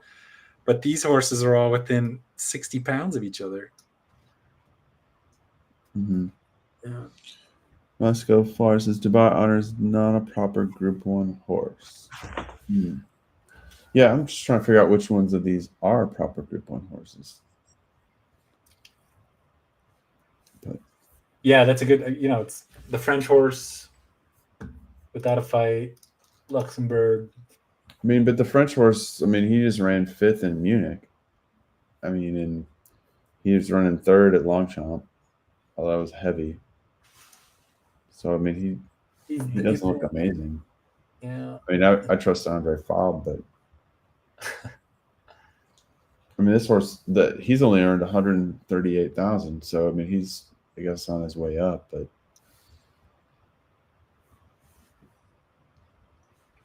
yeah, it's tough when they're coming from everywhere. Maybe I don't have I only have Hong Kong ratings for some of these. I don't have the international rating points. That's in the actual PP, but the way they did it in the PPs, the international rating points, they have like the lifetime max. How they rated the horses is by lifetime max. Oh, really? Not their most recent. It's actually it's season max. Sorry. So it's like the top performance in, I guess, the last calendar year Mm-hmm. is how they did the rate, like the ordering from 1 to 14. Right. So they're not even in the ballpark, really. Yeah.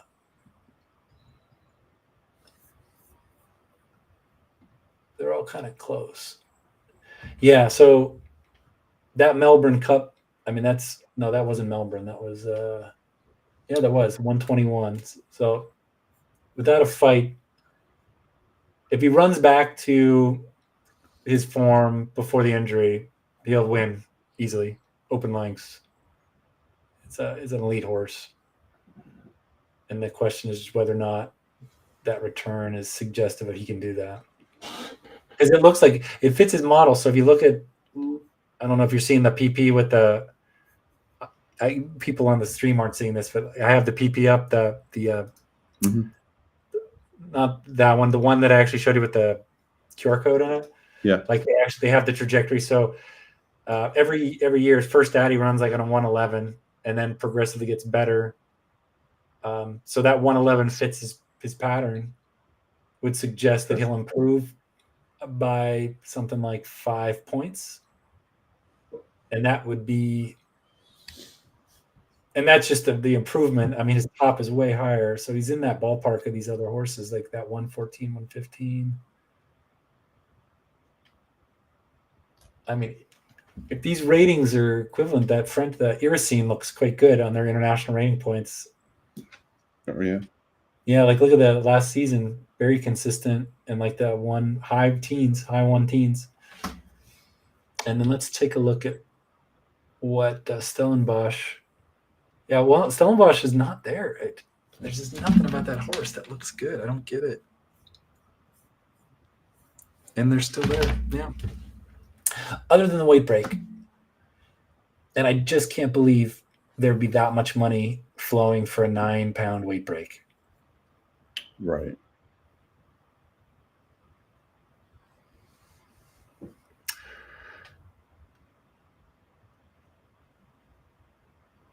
Somebody's asking any stats when Moreira is the lightest weight. Those are the kinds of things I could answer that question, but not in real time. I'd have to. It would take me a little bit of work to do.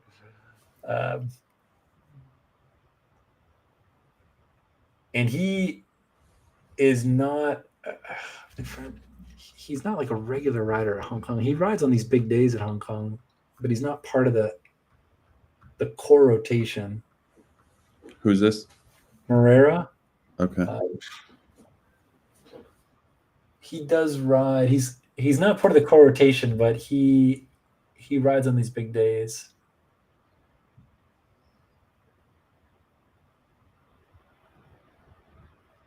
Yeah, he's one of them. He hasn't run here yet this year. Whereas like McDonald, he's an elite rider, but he does come into Hong Kong for the Group 1 races. They do have them, not international Group 1s, but like the Hong Kong Group 1s. Mm-hmm. He's almost always there on those days. He flies in to ride. Like, it's a short flight, I guess, from Australia, where he's based. So he's one of the international jockeys. He's not a regular rider, but he's like he's a regular rider on the Group 1 days. Ryan Moore, McDonald come in for those, I guess, when the purses get big enough. And I know that was a big deal. Like, they have to apply for that right. Like on these international days, jockeys are allowed to come in, but on the non-international days, like these big jockeys have to apply to have like licensing, temporary licensing to ride. Oh, okay. So it was in the South China Morning Post. They were talking about it was a big deal that he finally got approved so he could come in and ride. But Moreira doesn't do that. So these are, I guess he just rides on these big days. Okay. They call him, I was listening to On the Wrong Lead guys. They were calling him the Magic Man. I hadn't seen that, but it must be a thing. Yeah, there's just so much information. I mean, if you just like Google Hong Kong Jockey Club, there's a whole site in English, and there's like pace projector speed maps, and there's all kinds of comments and somebody asking. Yeah, so actually I could guide people through it. So it's racing.hkjc.com, and then make sure you toggle to English. It'll come up typically in Cantonese. The webpage will be in basically Chinese, and then you have to click English at the top, and then there's a complete English language version of the website. Once you toggle that, it'll be fine. And then if you want to see statistics, the Jockey Club keeps statistics on the top of if you go to that racing, once you get to that page, click Racing Info Local, and then race card. There's a drop-down menu, click Race Card, and that's today's card. And there's a banner that says statistics. And it has all kinds of statistics, the jockeys, the draws for the particular turf course. Like the A course today is different than when they do the B course, B+3 course. They actually track long-term statistics about the post biases.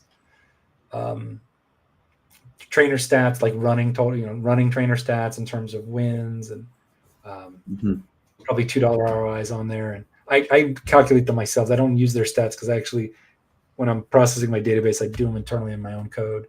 But they have that stuff computed. It's really great. They have all of the pars and everything. If you want to, they actually maintain the par times for the points of call and the races themselves on all the courses. So it's the website has everything you need to understand the racing. They also have, amazingly, they have a section. I don't remember exactly where it is, but they actually have how does stewardship work in Hong Kong, and they have training videos so you can learn how they train the stewards to enforce the rules. And they have stewards, you can basically take a class in how stewardship works at Hong Kong if you wanted to do it from the Jockey Club website. That's pretty cool. Yeah, and they give you examples, you're sitting in a training seminar. It's all on there. It's endless. If you spend a year going through the website, figuring out what's there, independently of you can get data streams from. And there, while we're waiting, so the Jockey Club website is totally free. You can access everything, but the data is not downloadable if you want to do statistical modeling. You have to actually have, if you want to do that kind of modeling, there are services that sell the actual data files, and it's really quite affordable. And you're basically not paying for the data. You're paying for the database and the curation process for them to pull the data from the Jockey Club and curate it and give you an API. So it's really cheap. It's $20 a month. And you can have the PPs, and then you can also have the data if you're a stats person. So we want more data, right? We want more data, yeah. And the replays are also, if you click on the PPs, the replays are embedded right in the website. The lifetime vet records of the horses, the lifetime workouts of the horse. You have every workout of every horse that's ever happened in there. And you can get it for retired horses as well. So they have everything. It's totally accessible. They don't block anything. All right. Oh wow, we're close now. 3. Yeah, we're close. Sorry, so I'm just getting their picks in. Yeah, I'm gonna play some trifectas. I think with the 2 and the 4. I'm trying to get them in the second or third. Okay. At a big price. But just kind of goofing around. I mean, 20-cent trifecta is kind of nice. You can play around a little bit. I'm just gonna bet the Aussie, Aussie.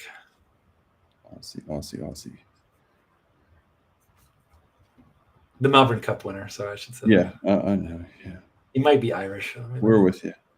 I mean, it seems like the odds are really pointing to the bookend horses here, the 1 and the 13. Yeah.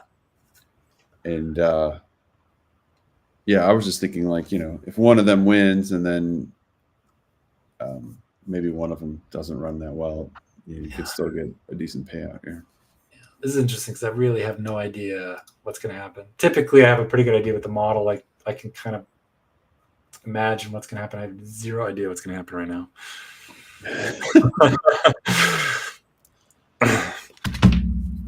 And again, these are this distance. I'm not even. It's going to be disorienting because this distance is very rarely run a Hong Kong. So they're going to go down the stretch and then circle around, I believe. Start doing multiple laps. Yeah. If Is Luan Machado riding? Let me. Well played. Let me see here.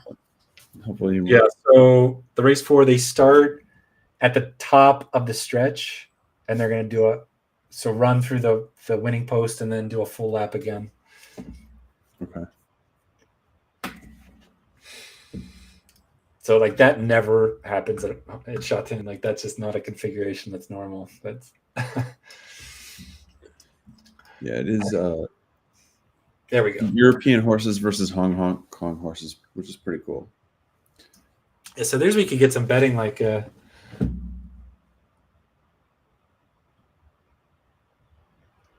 do some kind of like who gets in the tops, not like some kind of weighted like as a group. Yeah, this race is a brain scramble, I think, because it's just kind of like they're kind of mostly Group 2 horses. It seems like. Yeah. And there we go. Cut to the announcer. Yep. Says it's off. All right. Good luck, everybody. Yeah. All right. Yeah, I'm curious how much pace there is in this thing. I mean, it seems like they're moving pretty decent. That pack's starting to spread out.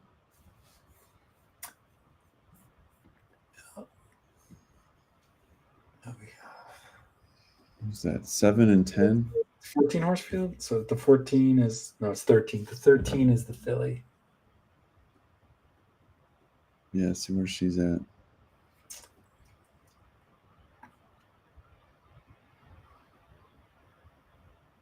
She is let's see, the silks are the red and yellow vertical stripes. So like second to last, looks like. Okay. And my poor horse is also there's the one coming up. Yeah, the one.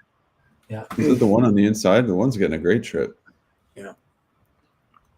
It's also nice. They actually have the silks in the PPs because they don't use coordinated saddle towels. So it's in the chiclet there. Yeah. Yeah. If you just do it like that, it's not an issue. Right. There's still no the thing that bothers me, there's no way to convey post information the way they do it. So you really you don't know where to look unless you look it up in the program first when they're coming out of the gate. I mean, that really looks like a good trip for that one, just sitting there in third and fourth on the rail. I'm liking it. I'm feeling good right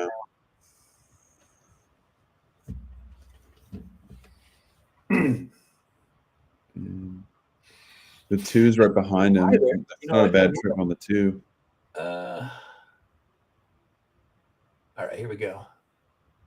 Showtime. Yeah. Yeah, where's the filly? Oh, is that Luxembourg? Look, he's like 8 wide. The Luxembourg. Luxembourg's coming up. 13's coming up. Oh, here we go. Oh, yeah, there's the 13. No, my one's done. Needs another. There's the filly. She's powering on the shadow roll. Nope, something came through. That's the 2. Wow.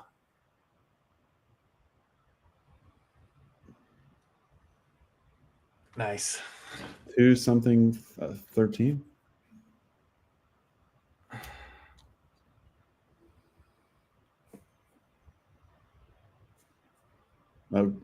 Congrats. You can tell it's a big day too. They don't normally do this on the feed. They actually normally go right to they don't show the gallop out like that. They go right to the instant replay. Wow. Is that 2-4? 2-4. I have the 2-4. Nice. 2-4. Oh, that's the filly. Yeah. Filly got third. And then the 12. And my poor. Oh, man. I played the 2-4 a lot stronger in third than second, so I just got a 20% try there. Nice. But it's something.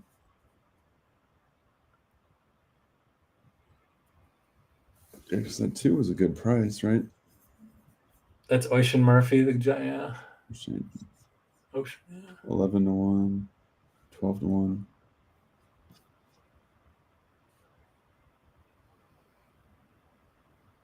Yeah, you know, I don't know. The one looked like like I kept saying, I thought it was in a great spot. Yeah, it looked like a great trip. He just maybe not fit enough. Yeah. Still not there. Yeah. Yeah. It looked perfect and then just died on the stretch. Yeah. Cool. The okay, that looked good. The track looked a little dried out. That looks better to me. I wonder if they've had some rain issues. the nice thing on the form, like a horse like this, you know, like with these Europeans, we're trying to figure out, you know, like what trainer intent, right? Like, why are they even here? And so this horse, like, 2 wins in a row in July, and then, you know, took a couple months off, and then, you know, I don't know if this was a prep or, you know, ran a third and then cut back to a mile and a half. Yeah. It just goes to show you really need a way to level set the quality, you know, across these groups. They're clearly not aligned. Yeah. Talking about O'Shane Murphy, he can't win at Gulfstream, but he's obviously a very good rider. Again, that's if you're I mean, I'm sure people make a living figuring out how to bet these mixed international races because that's hard work to dig up all the data and get it all calibrated. But if you do it, I mean, that horse ran off for fun at what was it? 12 to 1, you said? 11 to 1. 11 to 1, yeah. That looked easy. Yeah. Yeah, it did.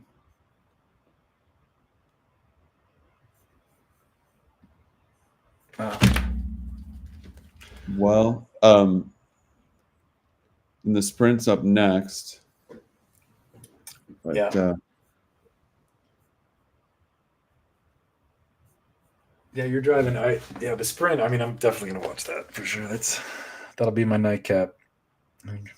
That'll be a nightcap. He's out something. He's kind of like watching Flightline. He's so good. It's not worth really betting. Yeah. He kind of ruins the. I mean, when you know you got to do something underneath like what we did with the BetShare, but he's just something to watch. He hasn't been around that long. It's cool about Hong Kong. I mean, these horses. He was a nobody, right? And they started out just in the handicapping system, and he's so much better. You know, that diamond in the rough. Just every race, just crushing. And well, now he's the top. And you can kind of. It's really cool about the circuit is you can kind of see these horses become, you know, it's like rags to riches, international superstar, and what's really nice is their geldings.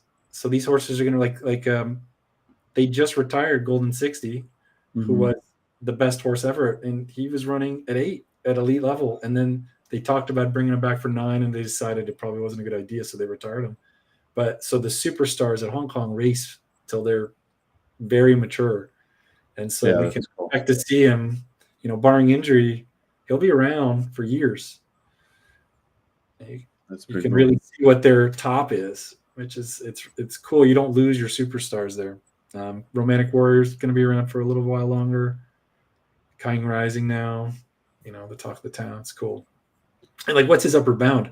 I don't think Golden 60. I think had 133 rating at his top. So I'm curious to see if.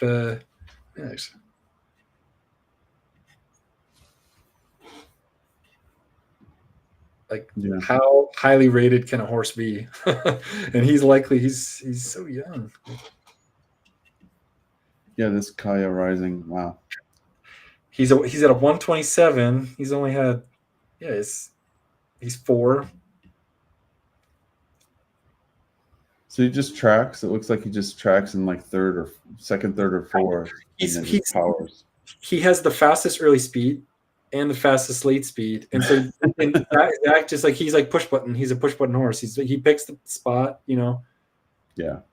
Like second rank on the rail with cover, saving energy, and then lights out every time. Yeah, look at that. You can see his like, you know, his form is track second, third, fourth, and then crushes power. He's got all phases, and he breaks well. Just everything's perfect. It's cool to see. That's cool. So, yeah.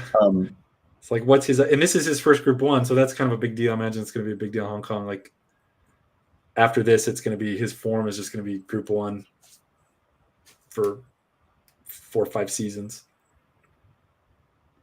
Go for the all-time purse winnings record. Like, Golden 60 has it. Something like 130, 140 million Hong Kong, something like that. Wow. So. Yeah, but did he win that? What race did he win 3 years in a row? The Cup? Or? He's a miler. Okay. The Romantic Warrior is a 1.25 miles. Golden 60. I want to look it up here. I don't think it was 3. He won it 3 times. He got beat one year. He got beat last year, and it was like soft turf or something. I think that got him beat.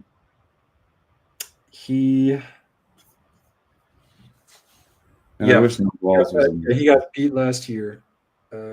Second. Was that California Spangle beat him? Swainess? I can't. Well, there's the race. Yeah, it's the 1600. Yeah, Spangle beat him. And maybe that was the last time California Spangle was good. He used to be an elite horse and just completely fallen off. It's just not the same horse. Something happened. California Spangle? Yeah, he was like on track to be the next Golden 60, and something happened. And he's just not the same. He doesn't have anything left. Like, he just collapses. But he had the similar kind of stats. He had that push button early, like tactical speed, high cruising speed, finish. Yeah. So, okay. But he's like running first and second and third, and then 8th last time. But you're saying before that he was just winning everything? He was the rising superstar. He was the only horse that could touch Golden 60, and then he just collapsed. Like, it's not even like losing by open lengths, like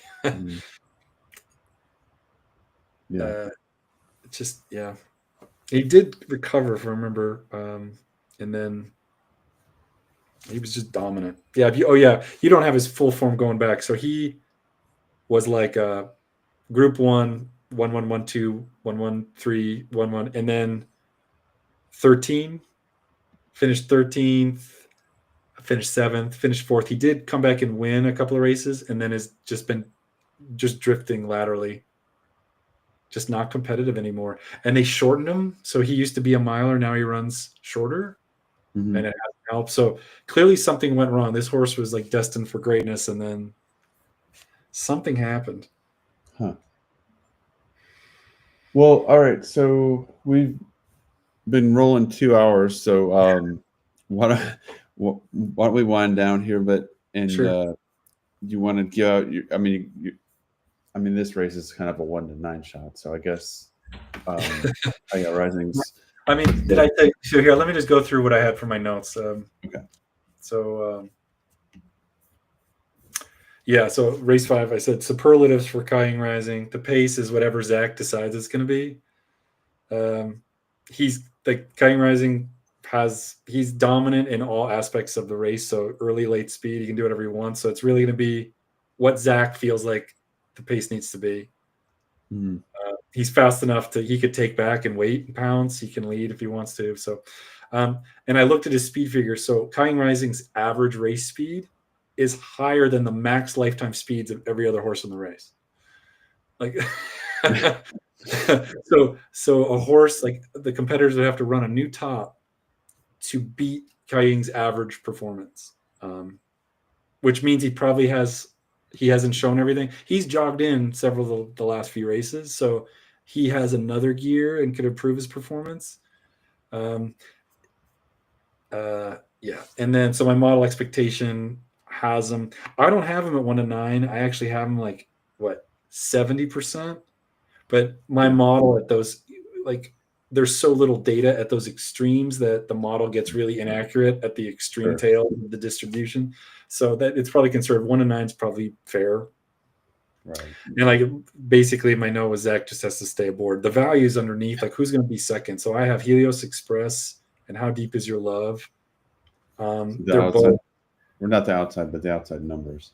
Yeah, so they're 12 and 13. Right, these two.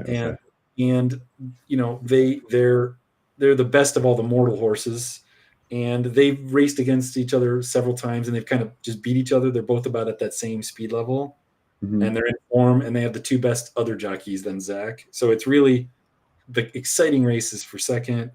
And then my question mark is California Spangle is not the same horse, but he has the talent. So if he has a good day, he can't catch Cutting Rising, I don't think, but he could get up for second. So it'd be kind of like, it'd be like Cutting Rising and then the 12 and 13 mostly for the 2 and 3, but I would have something else where I have California Spangle getting up. So 1 over 12 and 13, but use the 2 a little bit. 2 in there a little bit. And it just depends. Like if you really did a deep dive on the PPs, you could probably figure out how you want to weight that, because he has the talent to be second. Okay. You know, it's in there. If he could refine his form, it's just been so weird how he just super consistent lead horse and then just fell off and hasn't gotten it back. Yeah, makes sense. That's what I think for that. It's really just to sit back and enjoy the new flight line. Nice. Yeah. Awesome. Well, appreciate everybody joining us, and it's a lot of fun covering Hong Kong racing, and so many good races, full fields, a lot of stuff, a lot of great betting, and Keith, appreciate all the insight, and you know, it's your wealth of knowledge for us American noobs on Hong Kong racing. Yeah, this is fun. It's not too late either. It's like 12:30 in my time, so this is early. Yeah, and if you're on the West Coast, then you're golden, right? So, but yeah, we'll jump here since we've been over 2 hours, and thanks everybody for joining us, and yeah, we'll keep doing these, and we're gonna do some webcasts for Turfway as well. Usually do them Wednesday nights, and yeah, appreciate everybody joining in, and all the good comments in the chat, and keep going, pick some winners. Yeah, good luck. Let's get this 1 to 9 shot home, right? All right, thanks everybody. Take care.